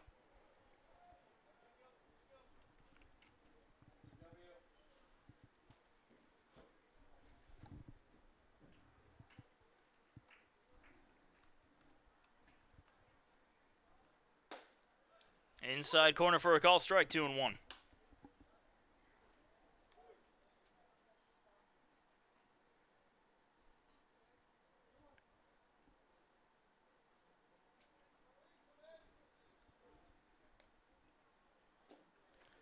Lone inside, ball gets away, and Smithers heads on down to third on the wild pitch. 3 balls and 1 strike, the count, 2 Weeks.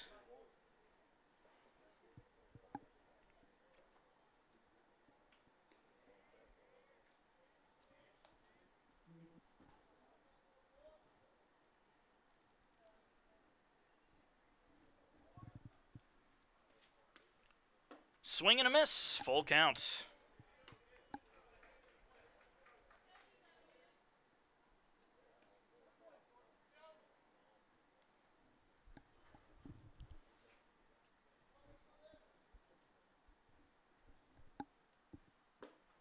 Ball is low, and it's ball 4. Weeks wins the battle and heads on down to first to put runners on the corners with 1 out for Philip Watcher. Watcher is 2 for 3, a single, a triple, 3 RBIs, and a chance to add on to that here with runners on the corners and 1 down.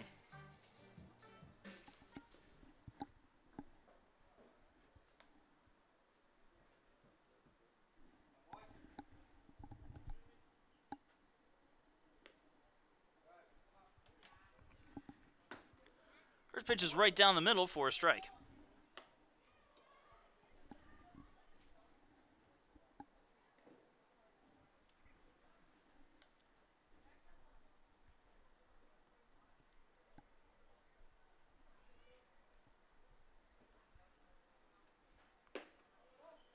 Misses inside and low, 1-1.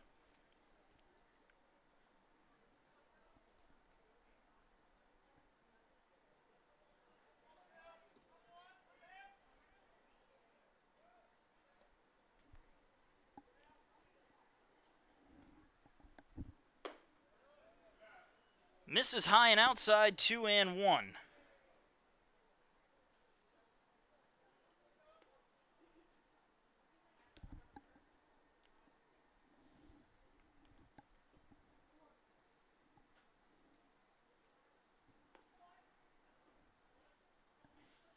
Swing and a miss on a pitch in the dirt. Runner takes off from first, and Weeks will make it in there with a stolen base at second.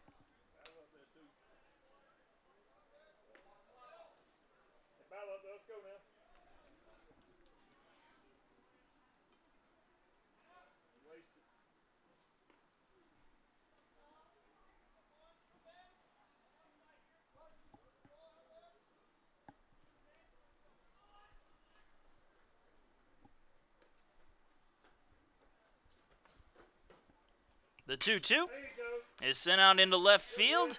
Cosme is there to make the catch. Runner tags from third. He's coming home, and he will score a sacrifice fly for Watcher, and the Pacers now lead at 13-5. Right fielder number 7, Andre Brown.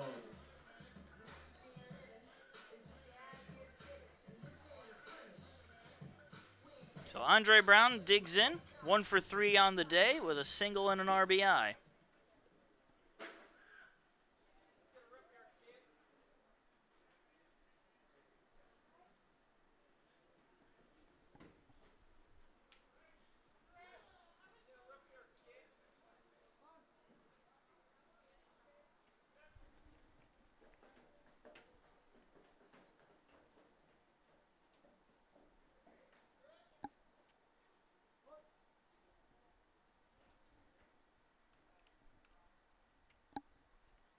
And the first pitch is fouled off by Brown for strike 1.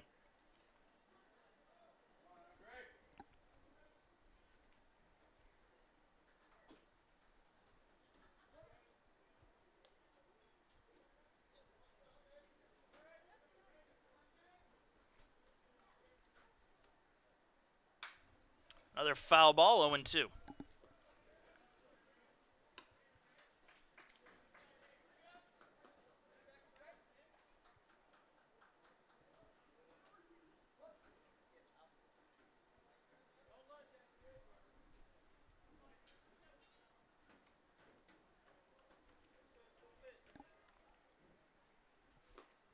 In the dirt, 1-2.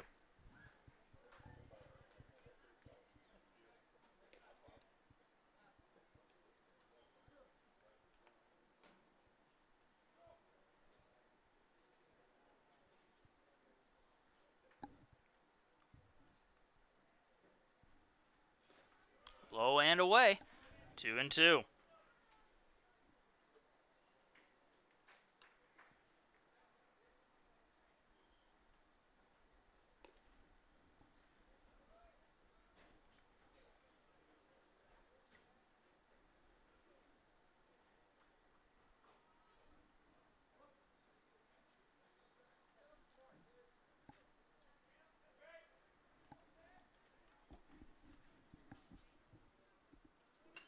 And a foul ball there from Brown, just getting a piece of it. Count will stay right where it is at 2-2.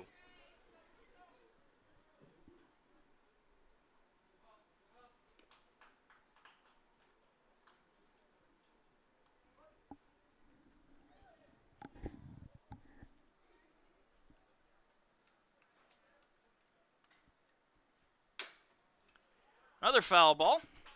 Good at bat here from Brown.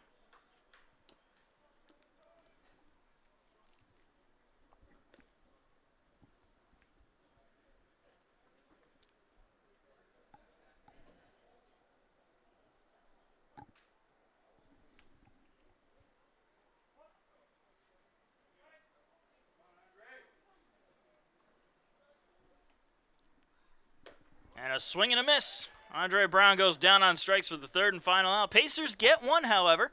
As we go into the top of the 6th inning, they lead Mount Olive 13-5.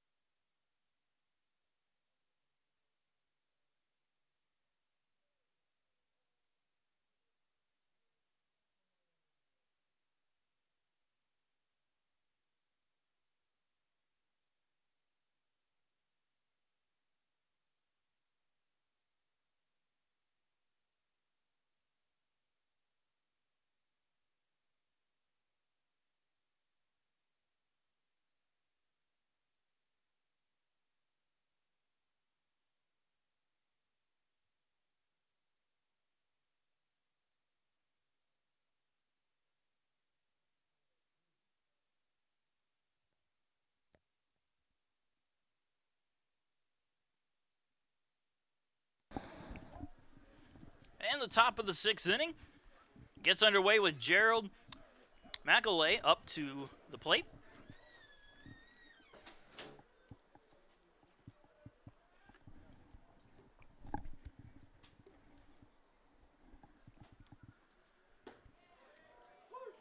That pitch is in there for a strike, 1-1. Sorry, I said bad, but the plate. McAlay is the pitcher for the Pacers, up at the plate for Mount Olive is number 34, Drew Ellis, who has reached on an error twice today, but is 0 for 2. 2-1 now, the count.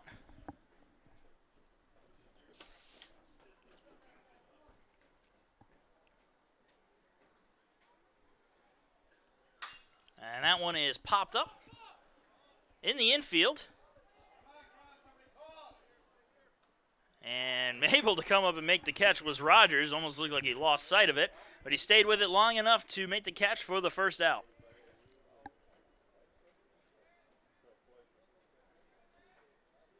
Catcher number 12, Jose Lopez. Brings up Jose Lopez, 1 for 2 with a single. Look at the stat line for McAlay. This is his 3rd appearance of the year. He managed to complete 1 full inning of pitching in his relief efforts.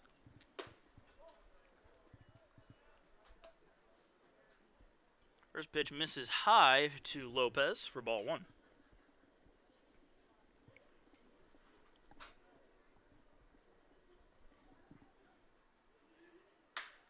Another pop-up. This one on the right side by first base. Brian Pereira is there, and he makes the catch for the second out. The designated hitter number 24, Justin Carroll. And now we'll see Justin Carroll come up to bat. 1 for 2 with a 2-run home run, another run driven in, and of course the run scored from the home run. Responsible for 3 of the 5 runs that Mount Olive has scored, and the first pitch to him misses for ball 1.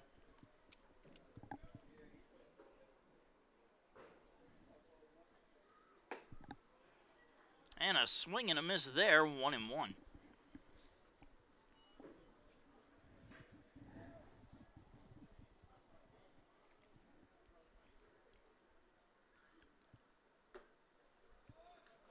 That misses. 2 balls, 1 strike.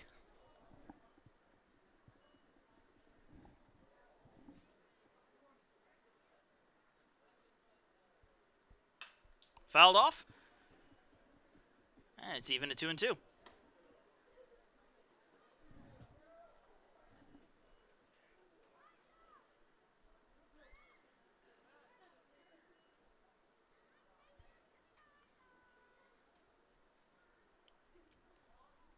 Two on its way, and that sails over the head of Bottomley and all the way to the backstop, nearly taking out, well, it would have taken out had it not been for the screening. Roberto Hernandez, again, he was in the crowd today.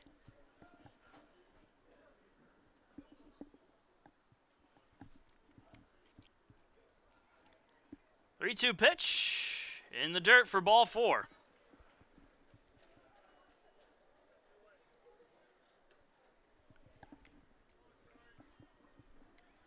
Oh, a 2-out walk to Justin Carroll, puts a runner on first. And we're having a new pitch, a pinch hitter coming in, I should say, for Carson McCurdy. A pinch hitter is number 10, Jordan Huntley.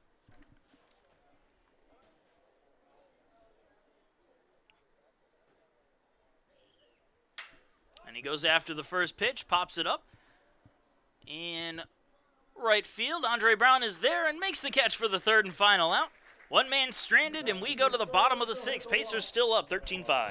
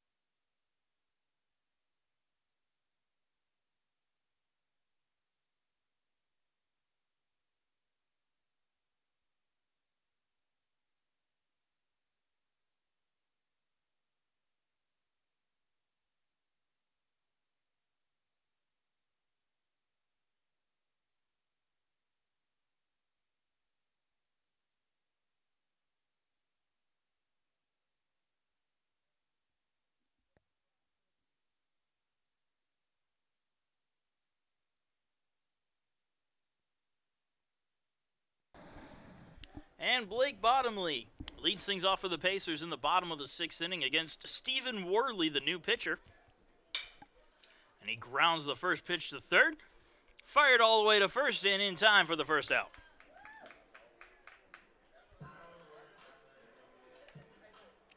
Shortstop, Chandler Rogers. Brings up Chandler Rogers. Rogers, 0 for 1. Reached on a fielder's choice. Has walked twice, stolen a base, and scored 2 runs.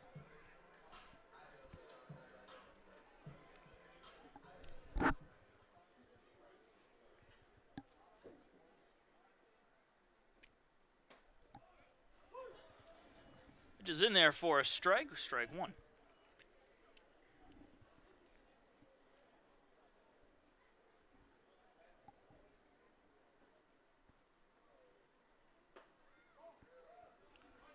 Second pitch misses, even's kind of 1-1.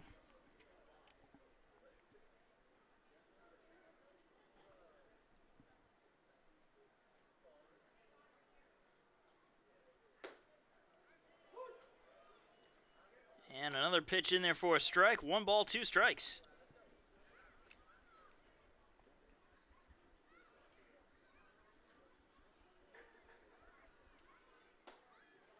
Inside corner for a call, strike 3. And that will sit down Rogers for the second out. And brings up Jose Bonilla. Center fielder number 4, Jose Bonilla. Bonilla is 0 for 3 today. However, he reached on an error, walked, reached on a fielder's choice, has stolen 2 bases, and has scored 2 runs.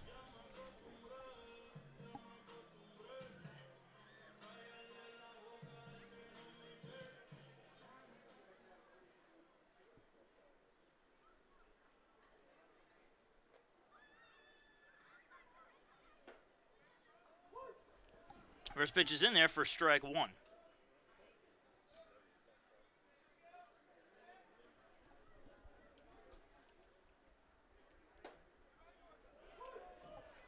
And another strike there.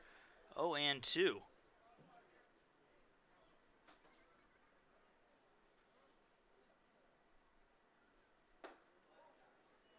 Pitch misses for a ball. And the count now 1 ball and 2 strikes.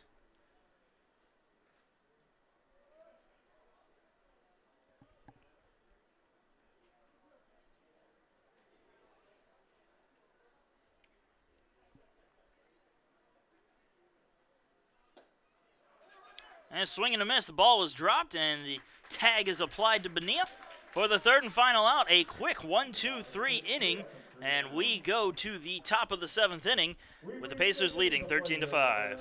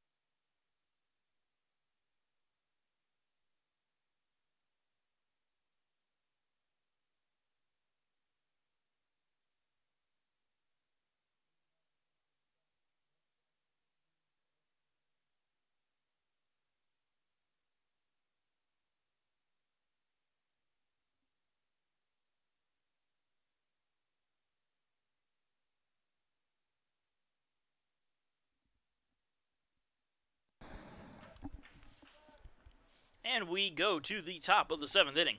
Pacers leading 13-5.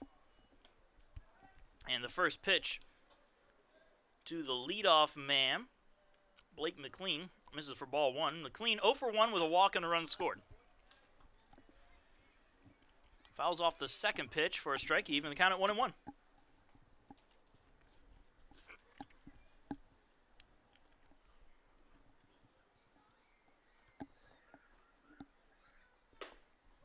High and inside for a ball, 2-1.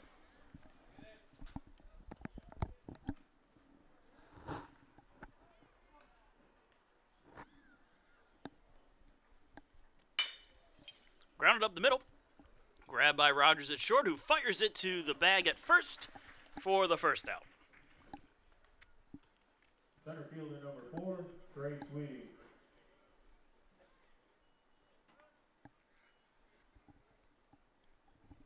And we're back with the top of the order. Trey Sweeting digs in. Nobody on him, 1 out. He's 0 for 3 today, struck out his last time up. And the pitch misses high for ball 1.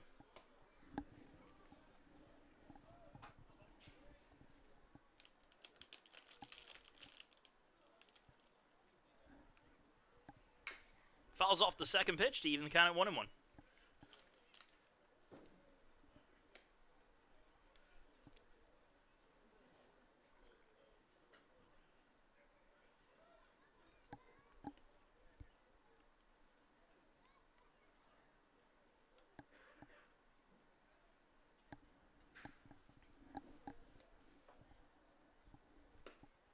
Low and away for a ball, 2-1.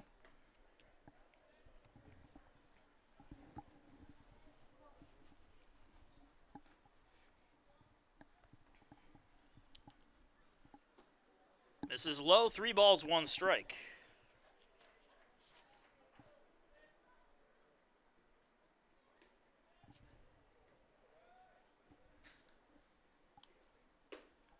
Ooh, just missed high. And that will walk Sweeting for the first base runner of the inning. Left fielder, John Cosby. John Cosby comes up. 0 for 3. All of which were groundouts except for one, which he reached on a fielder's choice and drove in a run. Man on first with 1 out. And the first pitch misses high for ball 1.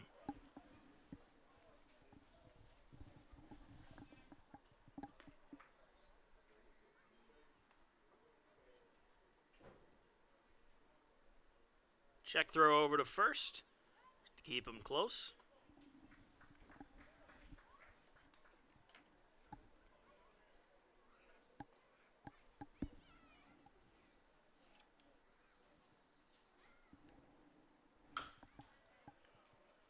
And that one chopped foul.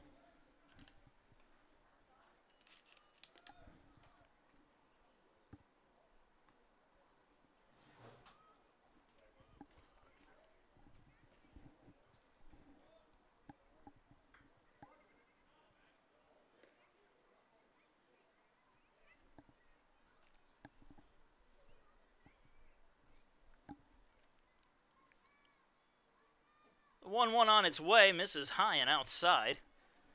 And it's 2-1.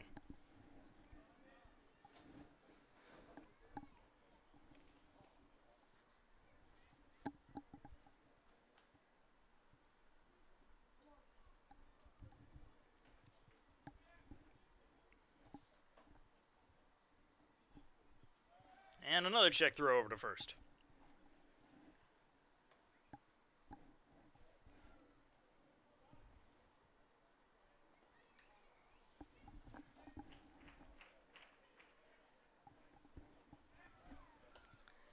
And one more throw over to the bag over at first base.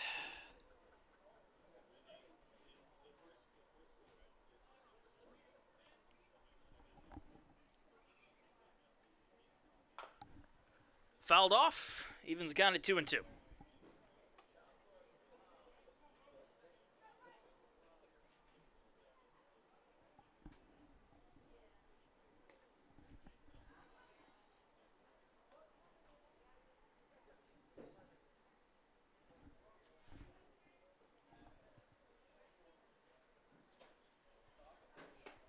check swing as he chased one upstairs. They're going to send the appeal and say he did, and he will sit down as the second out. Right fielder, Nate Estes. And Nate Estes comes up to bat. 2 outs and a runner on first here in the top of the 7th.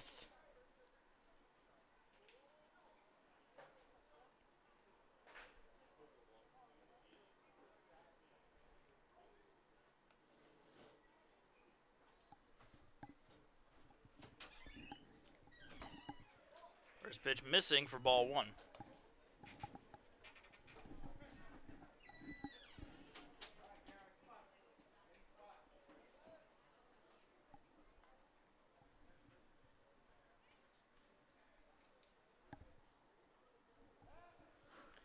And another check over from Kellier over to first.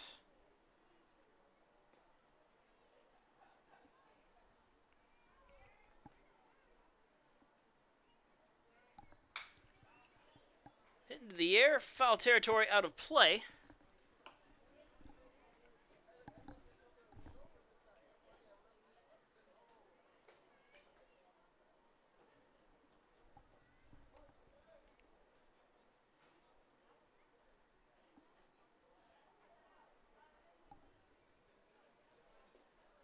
Pitch is low, runner goes, and Bottomley can't find the ball, so it will be a stolen base for Sweeting.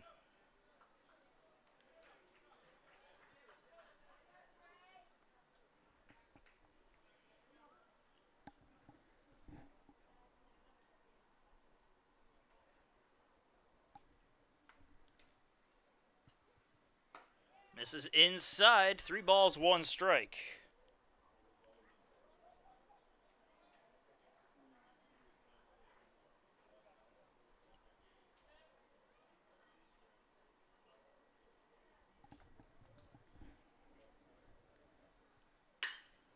That's a liner into left field. That's going to be a base hit as it goes off the wall. Smithers is right there to catch it. Run will come in to score. It is a stand-up RBI double for Nate Estes, and the Pacers now lead at 13-6. Second baseman, Justin Lee. Brings up Justin Lee. Came into pinch hit for JT Stone. Flew out his first time up, and Kenny Thomas is going to come on out and make a call to the bullpen. So we're going to take a short break while the new pitcher warms up.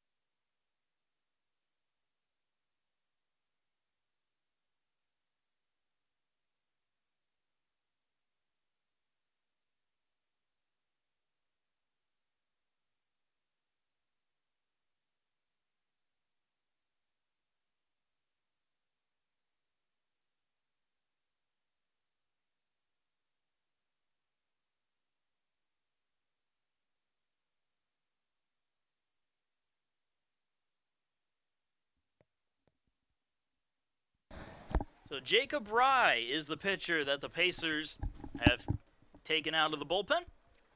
Comes in for Jared McKellier, who managed 1 2/3 innings pitched, 1 run, 1 hit, 1 strikeout. First pitch from Rye is in there for a strike.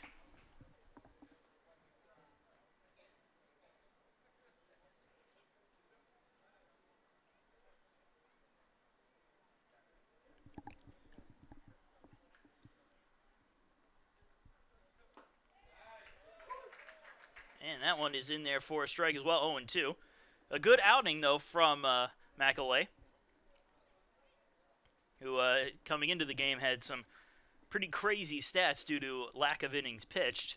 This outing should help settle that down a little bit. And that's a hopper to short. Long throw for Rogers. Scoop by Pereira, unable to come up with it as it gets past him. A run will score on the error. Most likely an E6. So the Pacers lead now down to 13-7. Now slowly inching their way back into things.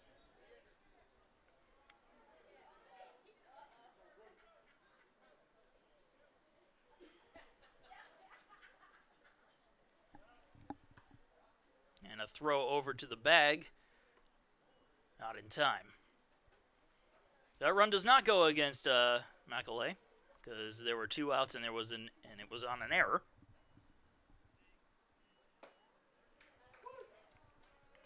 A pitch in there for a strike.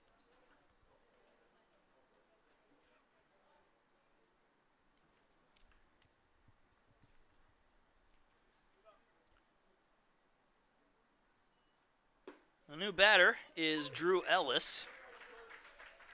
And he has an 0-2 count. Ellis is 0 for 3. Reached on an error his first time up and scored a run. Now he has a runner on first base with 2 outs.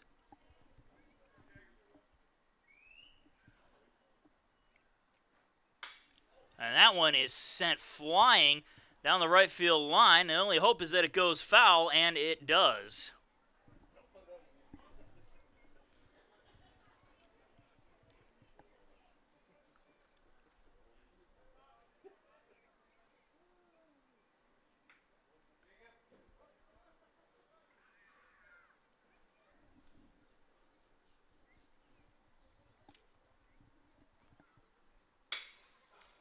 That one sent deep into left field this time. On the track at the wall, and that one is gone. A 2-run home run for Drew Ellis, and Mount Olive has suddenly turned this into a ball game. It is 13-9.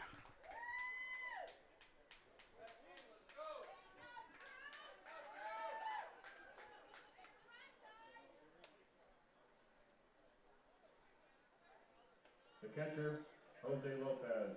That brings up Jose Lopez now. Still 2 outs.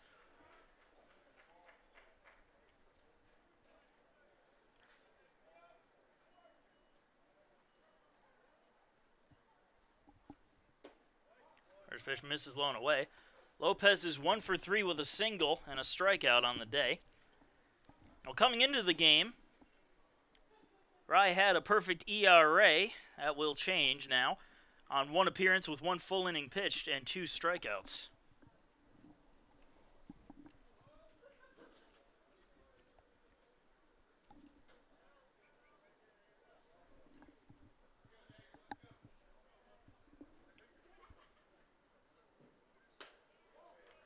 Pitch missing outside for a ball, 2-0.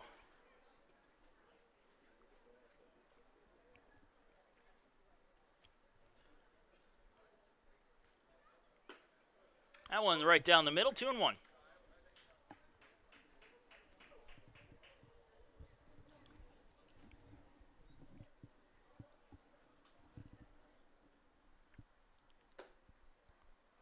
Another one right down the middle, 2 balls, 2 strikes.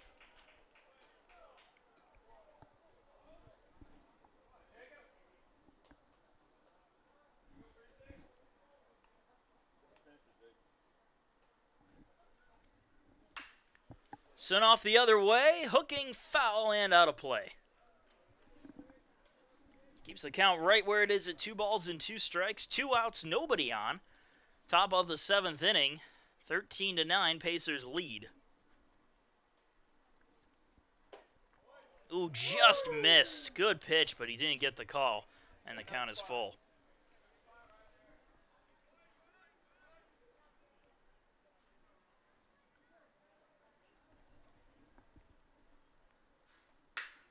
Rounded to third. Weeks, nice little scoop there. Fires it to first, the stretch from Pereira, and that will get them out of the inning. 4-run score, however. We have ourselves a ball game as we go into the 7th inning stretch with the Pacers up 13-9.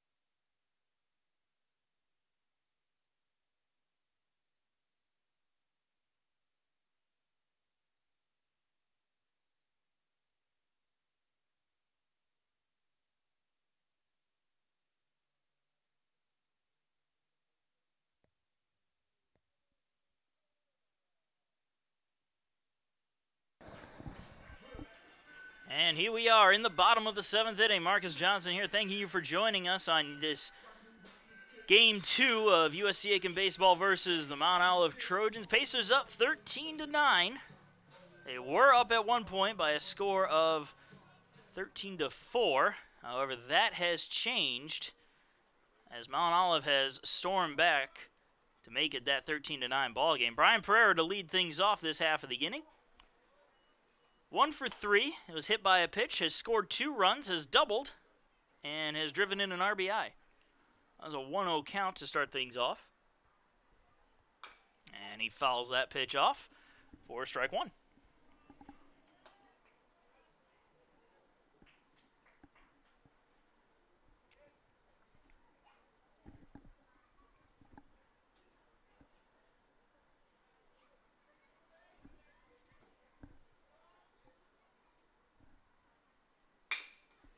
There's a ground ball up the middle, right into the shift. Throw to first is in time, and Pereira sits down as the first out.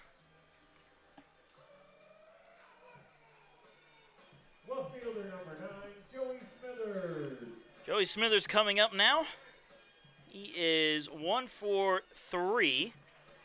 Doubled his last time up and scored. Has walked and scored, and has reached on an error and scored. So that's 3 runs in for Joey Smithers. Nobody on and 1 man down here in the bottom of the 7th inning for him.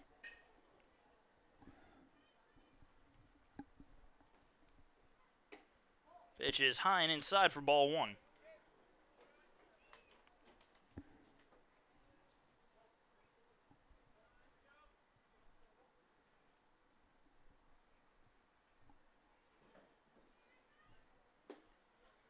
Low and away for a ball.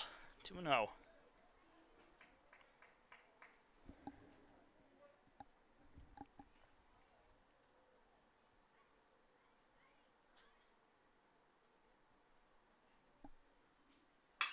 And that one is ripped out into left field. That one is going. That one is gone. A solo home run for Joey Smithers. That gets 1 back, and the Pacers are up now 14-9.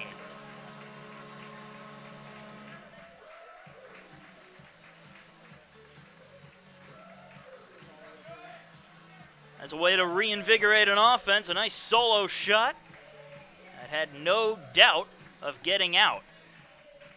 And that will bring up Dalton Weeks.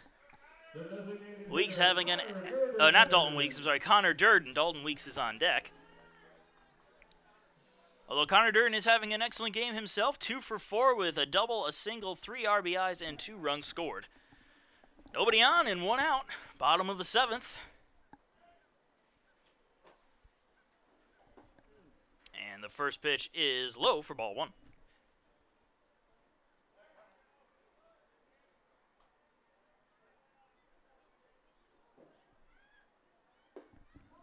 Another one missing, 2-0.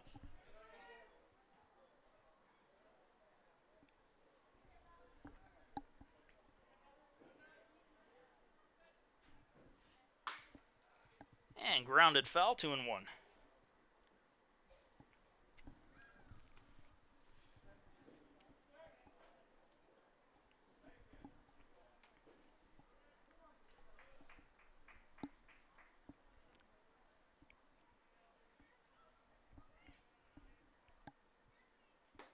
Check swing, but it was right down the middle anyway, 2-2.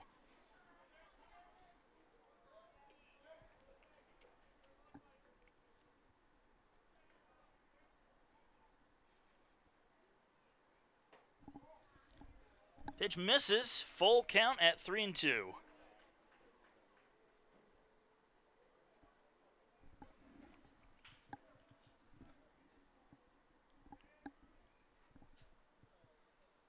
Curveball misses high and away, and Durden will have the 1-out walk. The third baseman, number 44, Dalton Weeks. So Dalton Weeks digging in now. Weeks is 2 for 2 with a pair of walks, a single, a double, 2 runs scored, a stolen base, and 3 RBIs. So he is all over the stat sheet today.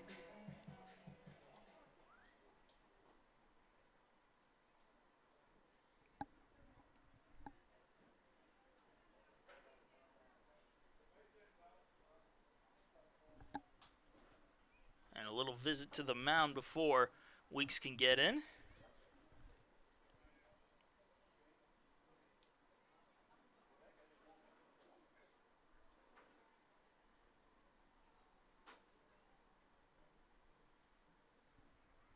And then we might have a pitching change coming up, and that is exactly what we have. So we're going to have a short break while the new pitcher warms up. We'll be right back.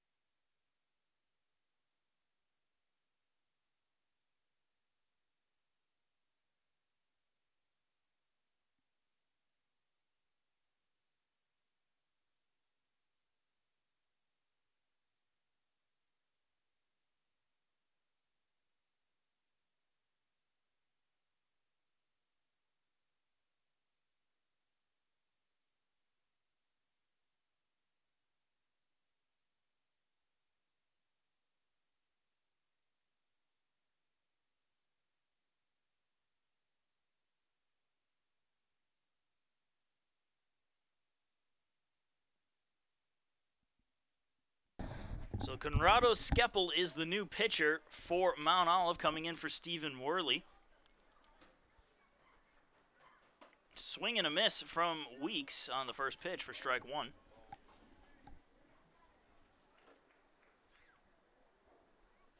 Skeppel has only had 1 appearance, and he has a record of 0-1. coming up on the losing end of his appearance. Swing and a miss from Weeks. Some good curveballs there. 0-2.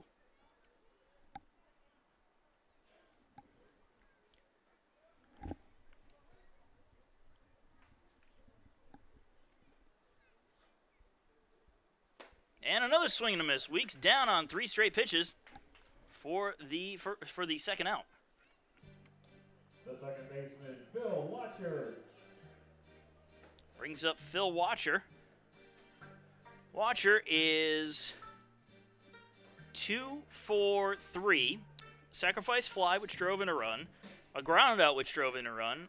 A plain single, and a 2 RBI triple on the day. Runner on first with 2 outs. Pitch is inside for ball 1.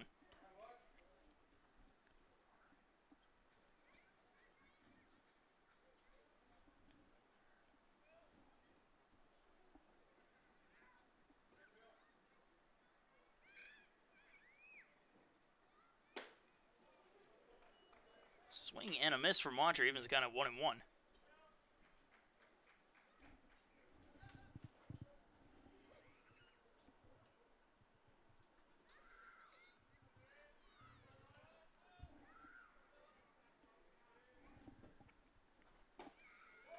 Just outside, 2 balls, 1 strike.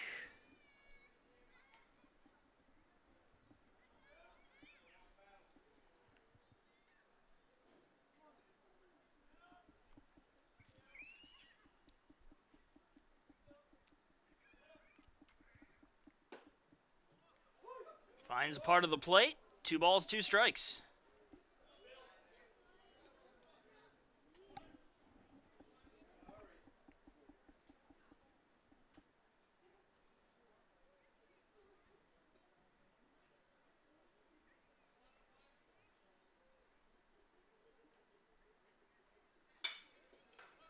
Sent off the other way. Foul territory and out of play.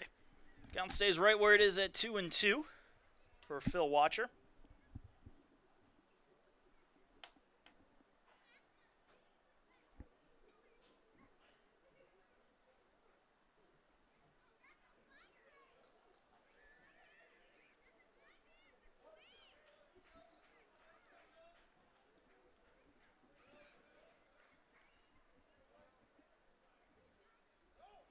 Runner goes from first, and it's fouled off once again.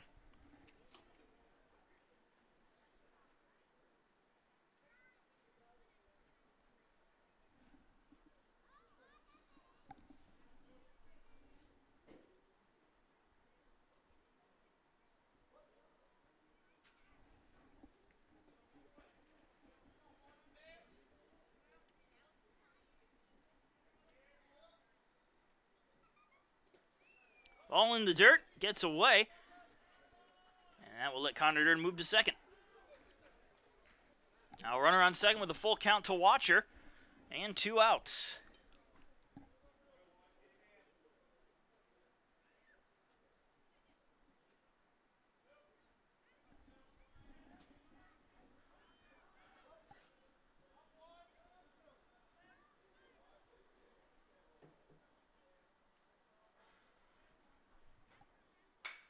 Fouled off again.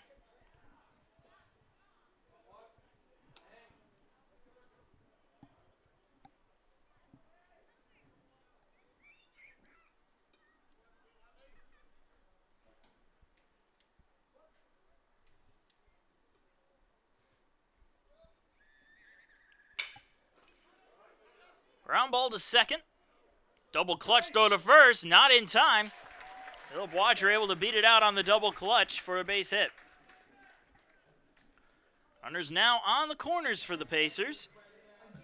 And Andre Brown coming back up 1 for 4 today with an RBI single. Right fielder Andre Brown. Actually, the pinch hitter for the right fielder now is number 34, Niall Goings. Well, they are going to have a pinch hitter. Niall Goings coming into the game to pinch hit for Andre Brown. Normally the starting right fielder, but they've given him the day off today, but now they want him to come on in with a chance to drive in a run.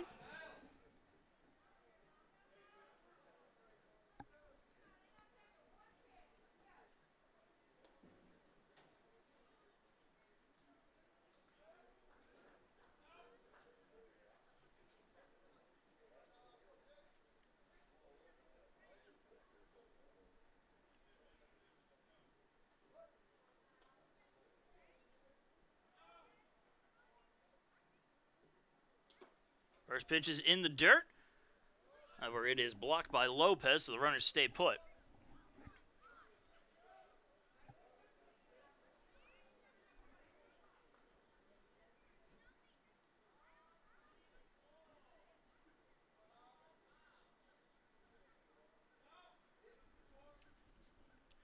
Check throw over to first, almost getting Watcher, but he's able to dive back safely.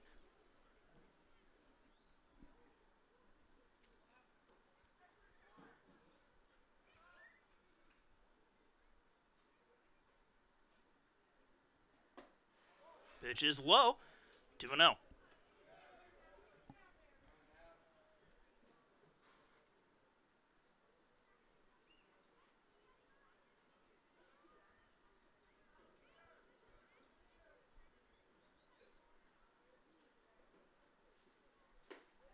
Misses high, 3 balls, no strikes.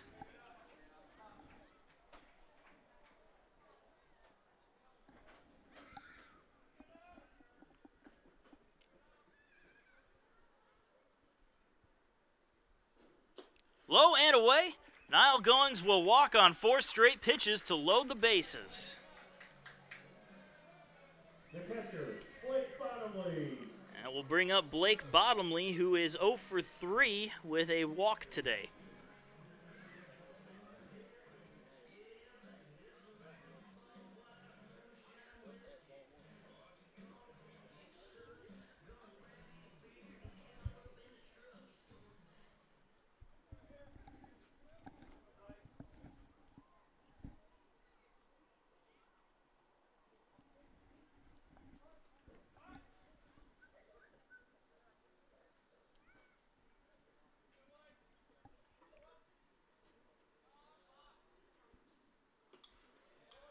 Pitch is low and away for ball 1.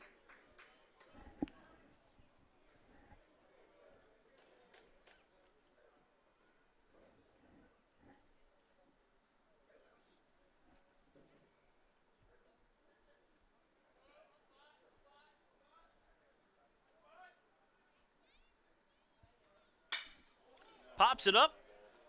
Left field. Cosme is there. And he will make the catch for the third and final out. Pacers leave the bases loaded, but they do get one more insurance run as they lead 14-9 going into the 8th inning.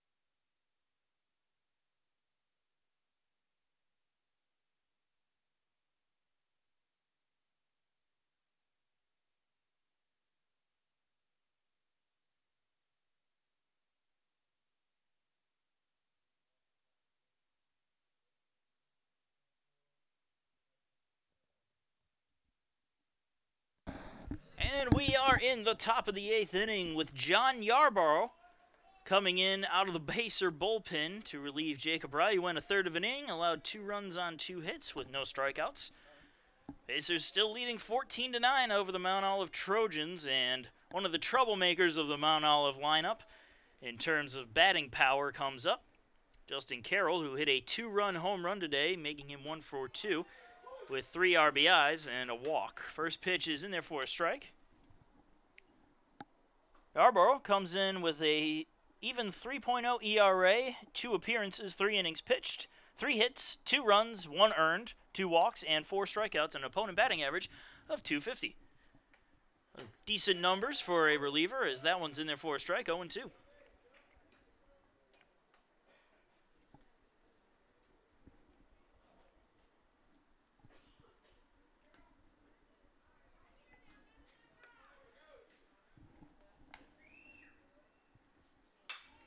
Fouled off the other way for, well, I would say for a strike, but it just spoiled the pitch to keep the count at 0-2.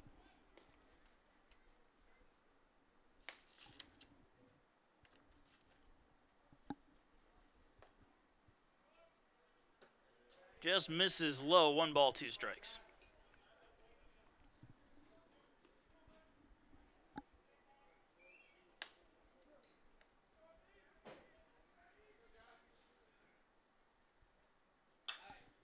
Fouled off, out of play, spoiling another pitch. And since he spoiled a pitch, I'll go ahead and take the opportunity to thank one more of our sponsors, Aiken Flooring, proud sponsor of USC Aiken Athletics. Aiken Flooring, you can stand on us.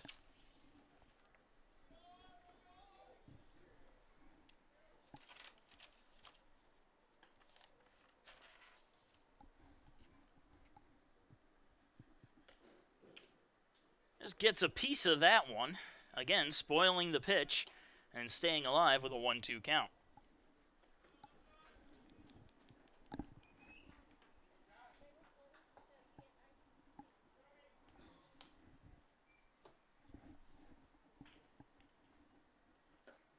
Misses inside, evens the count at 2 balls and 2 strikes.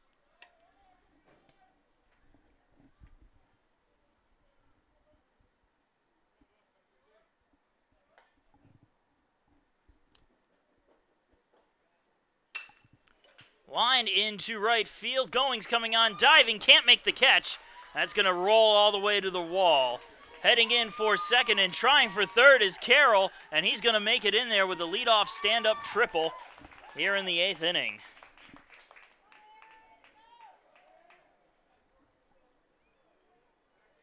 The first baseman, number 44, Aaron Hedgepeth. So Aaron Hedgepeth comes in. Carson McCurdy started the game at first base, was 0 for 2. They had a pinch hitter come in for him, Jordan Huntley, who flew out to right field. And immediately afterwards, they went with Aaron Hedgepeth to play the field, and now he will get his first at-bat of the game. Hedgepeth batting .211 on the year with an RBI, as he grounds one past Pereira into right field for a base hit. Pereira diving for it, couldn't come up with it, and it's an RBI single for Hedgepeth.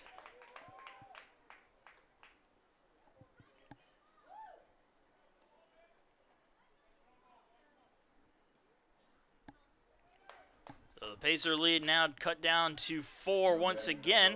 14-10 is the score. Runner on first with nobody out.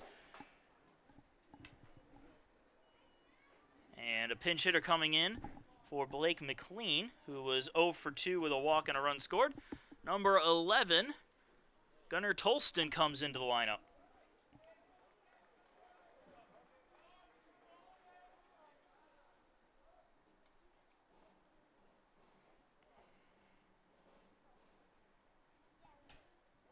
Pitch is low for ball 1.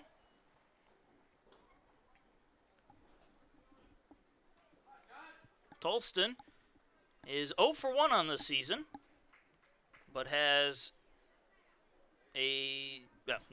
doesn't have any walks. I thought he had a walk. I was mistaken. Looking at the wrong stat line.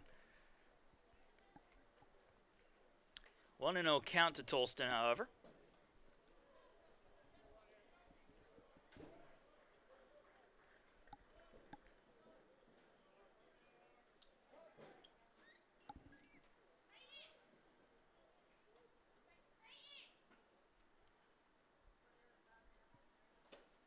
Curveball misses away for a ball.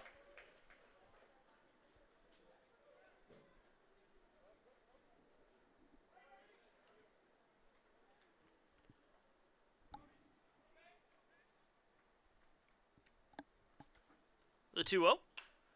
Fouled off.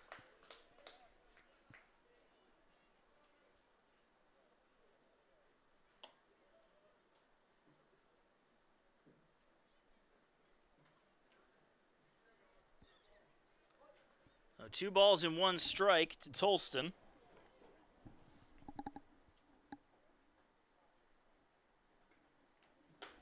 And a swing and a miss, evens the count at 2-2.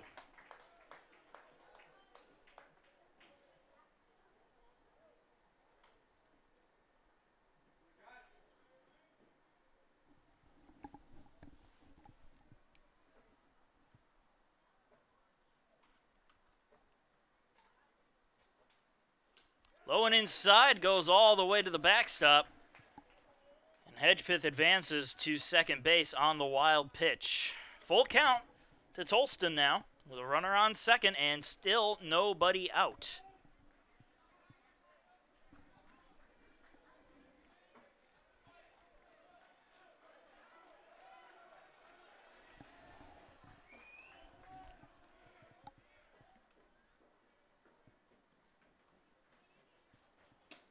Misses inside for ball 4. And Tolston will walk to put runners on first and second. The center fielder, Trey Sweeting. We are back to the top of the order with Trey Sweeting, who is 0 for 3, walked his last plate appearance, stole a base, and scored a run.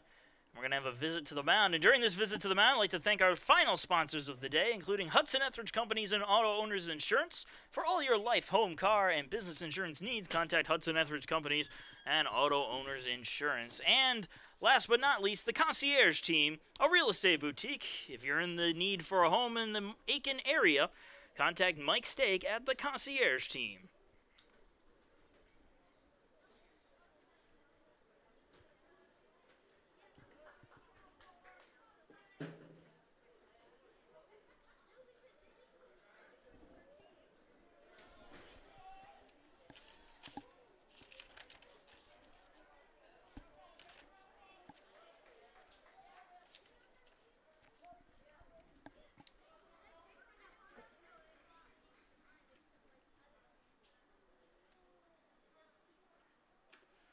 And that hit him.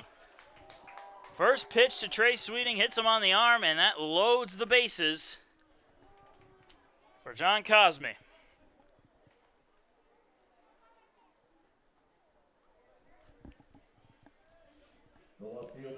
And Kenny Thomas has seen enough. He's making the call to the bullpen, and we will take a break. We are in the top of the 8th inning. Pacers leading 14-10, but the bases are loaded for Mount Olive with nobody out.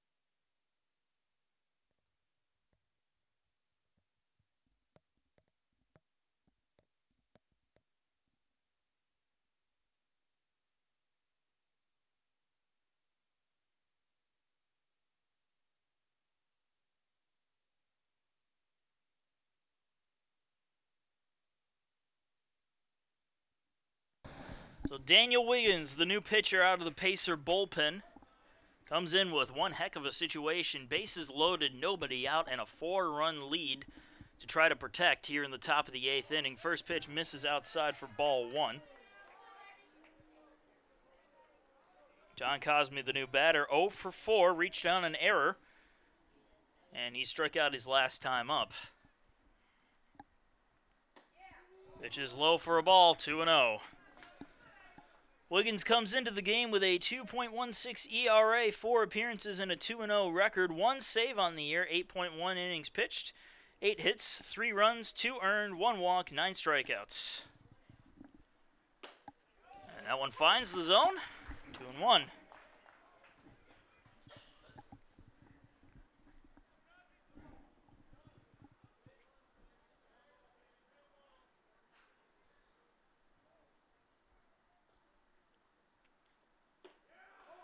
Pitch misses, 3 balls, 1 strike. Margin for error gone, as there is nowhere to put Cosme.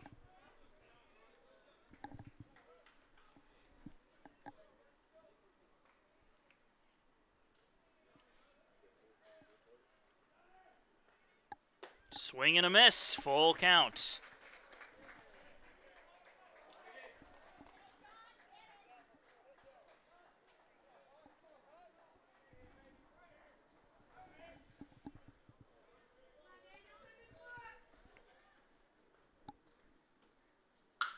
Grounded to first, Pereira has it, fires home for 1, and that's all they're going to get, but it saves the run and gets them 1 out. Here in the 8th, heads up play there by Pereira to get the most important out.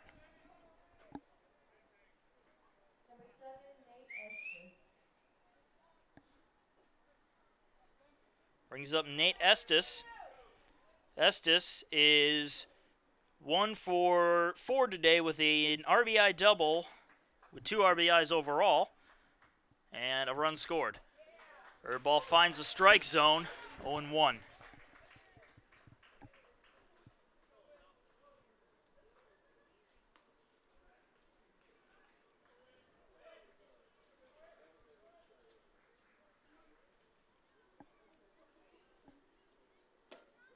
Oh, and 2, another curveball in the strike zone.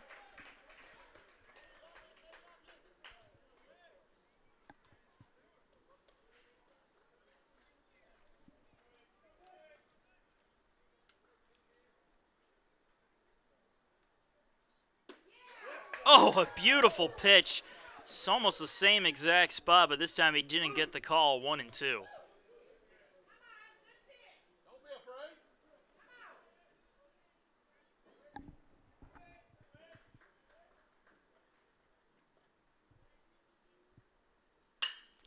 That's going to be a base hit into right field over the head of Pereira. 1 run scores, they're waving another run in.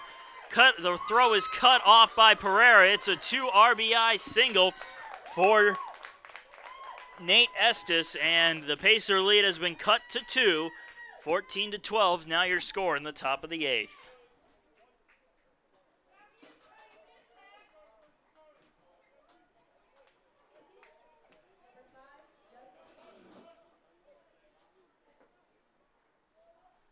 So Justin Lee comes back up to bat. Runners on the corners with only 1 out.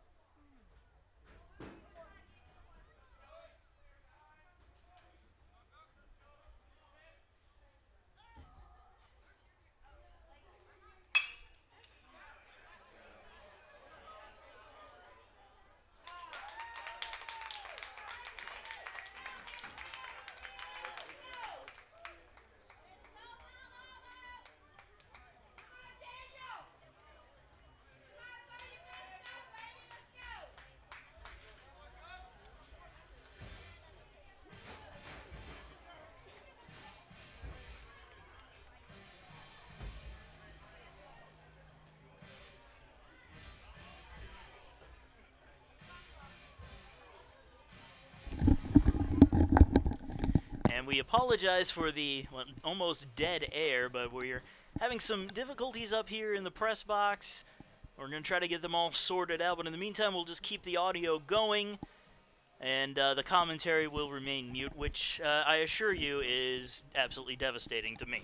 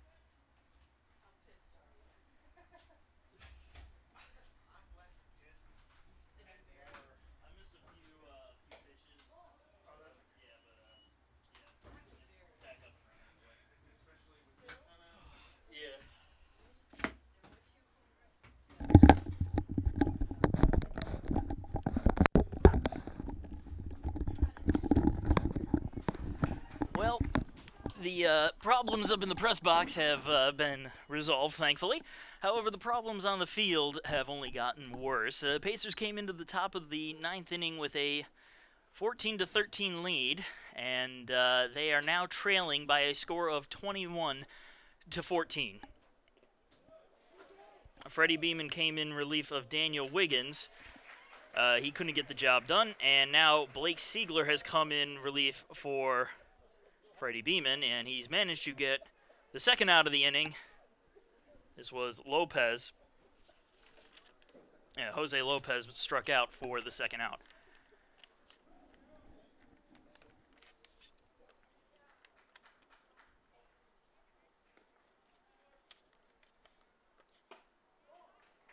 And the first pitch to Justin Carroll is the ball.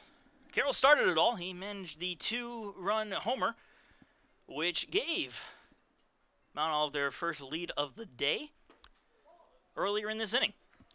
And now he's got a 2-0 count.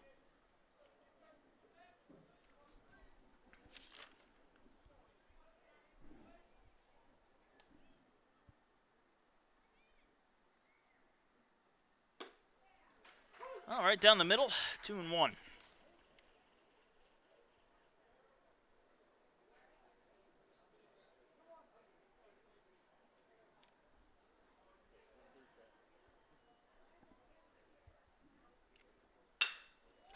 And that's a ground ball knocked down by Rogers, but no avail. It'll be an infield single for Carroll.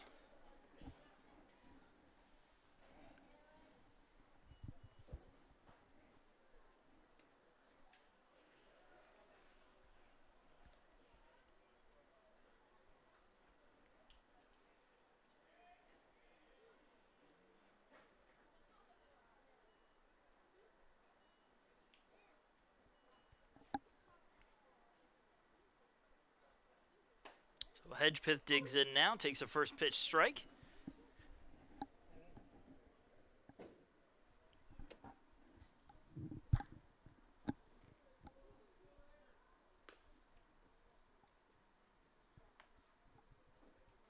Runner goes from first, swing and a miss. Throw down to second is not in time. It'll be a stolen base. 0-2 count to Hedgepeth.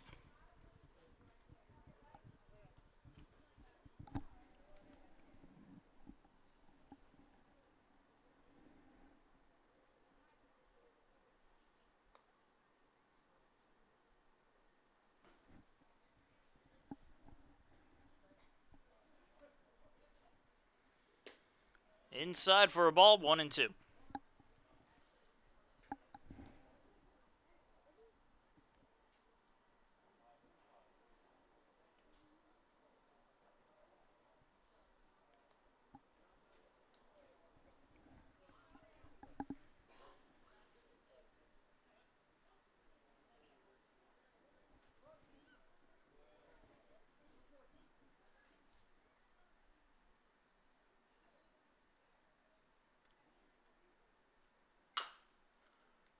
Chopped foul.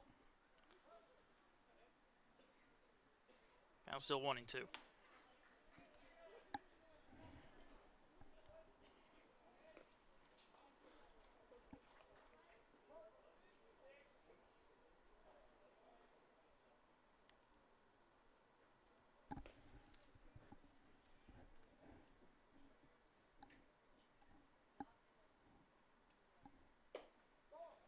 This is high and inside for a ball, 2-2.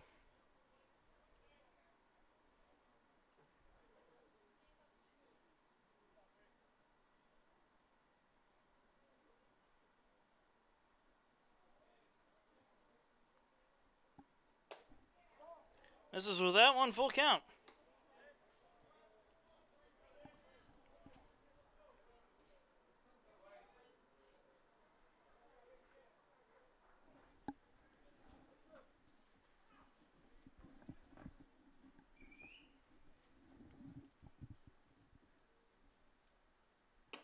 Misses high for ball 4, and the inning continues.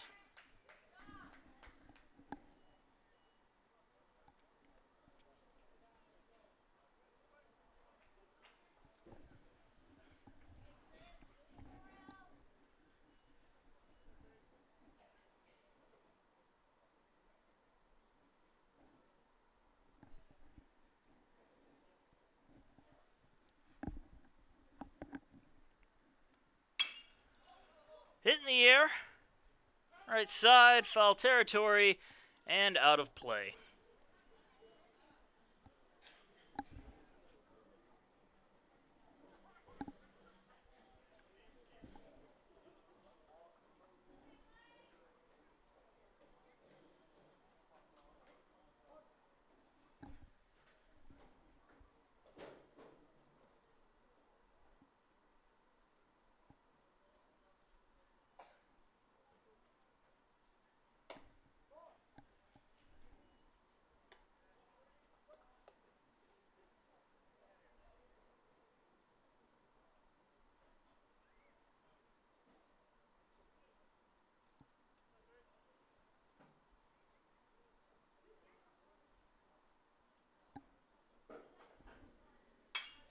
Another foul ball, 1-2.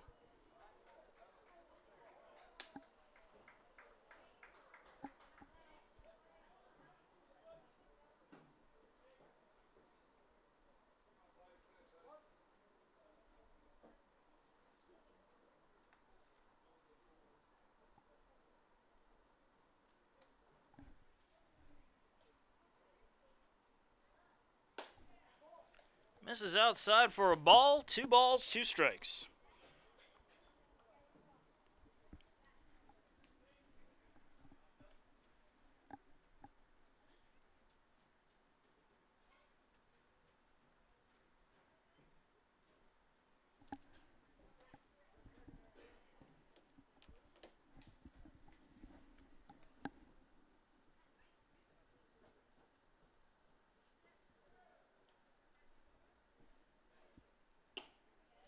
Call strike 3 right on the outside corner. And that finally ends the inning, but not before Mount Olive manages 8. Here in the top of the 9th, they now lead the Pacers by 7. It's 21-14, bottom of the 9th coming up.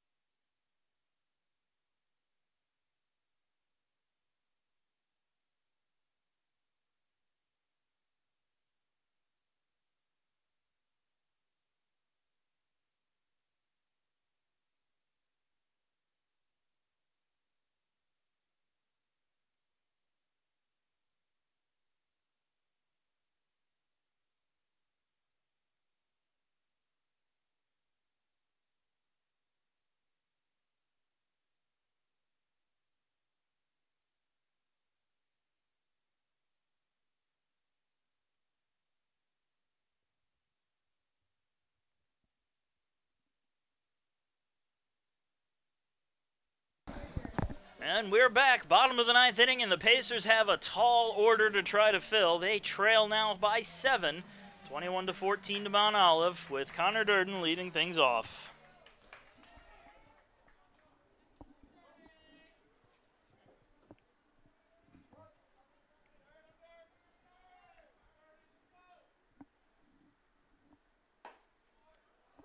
Pitch right on the outside corner, strike 1.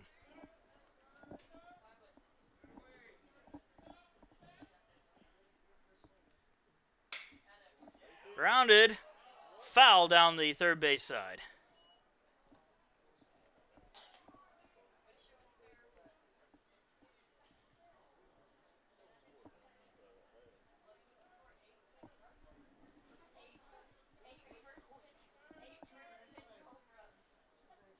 So an 0-2 count now to Connor Durden as he leads things off.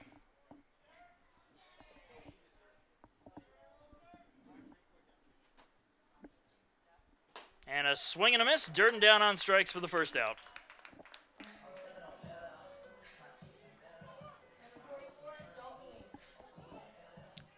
Brings up Dalton Weeks.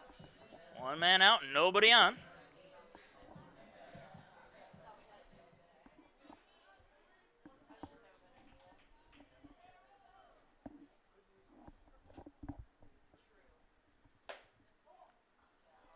Pitch misses outside for a ball. 1-0.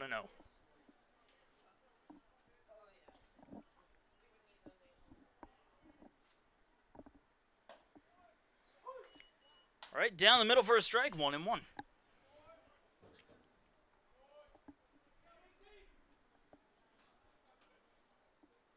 Swing and a miss, 1-2.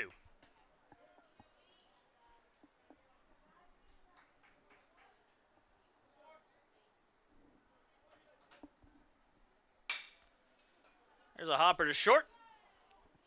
Throw to first is in time for the second out. Pacers down to their last man. Philip Watcher is that, could be that man. 2 outs, nobody on, bottom of the 9th inning.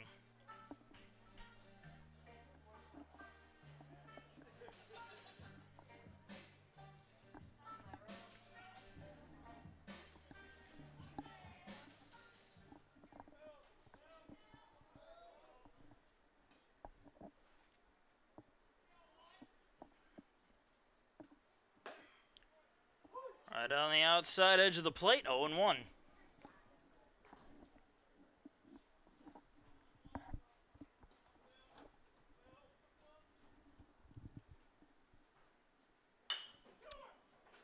And that's a foul ball. Pacers down to their last strike.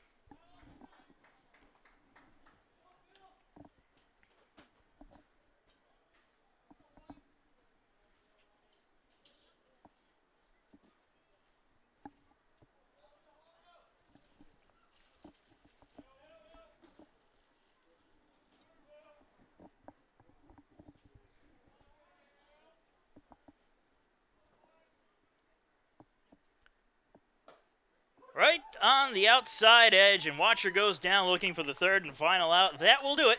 Mount Olive takes game 2 of the 3-game set. 21-14 the final score. Mount Olive's 21 runs on 13 hits and 3 errors. Pacers 14 runs on 12 hits and 6 errors. The final game of this 3-game set will be tomorrow. Mount Olive comes back for the rubber match at 1 p.m., after which they will play Francis Marion. Start a 3-game series with them on February the 23rd. That game starts at 7. Game 2 of that series will be at 3 the next day, and the day after that will be at 1 o'clock. A disappointing finish to what could have been a great game as the Pacers offense really came alive there. And we are going to go ahead and call this one a day. I'm Marcus Johnson. Thanks for sticking with us for this long, and have a good one.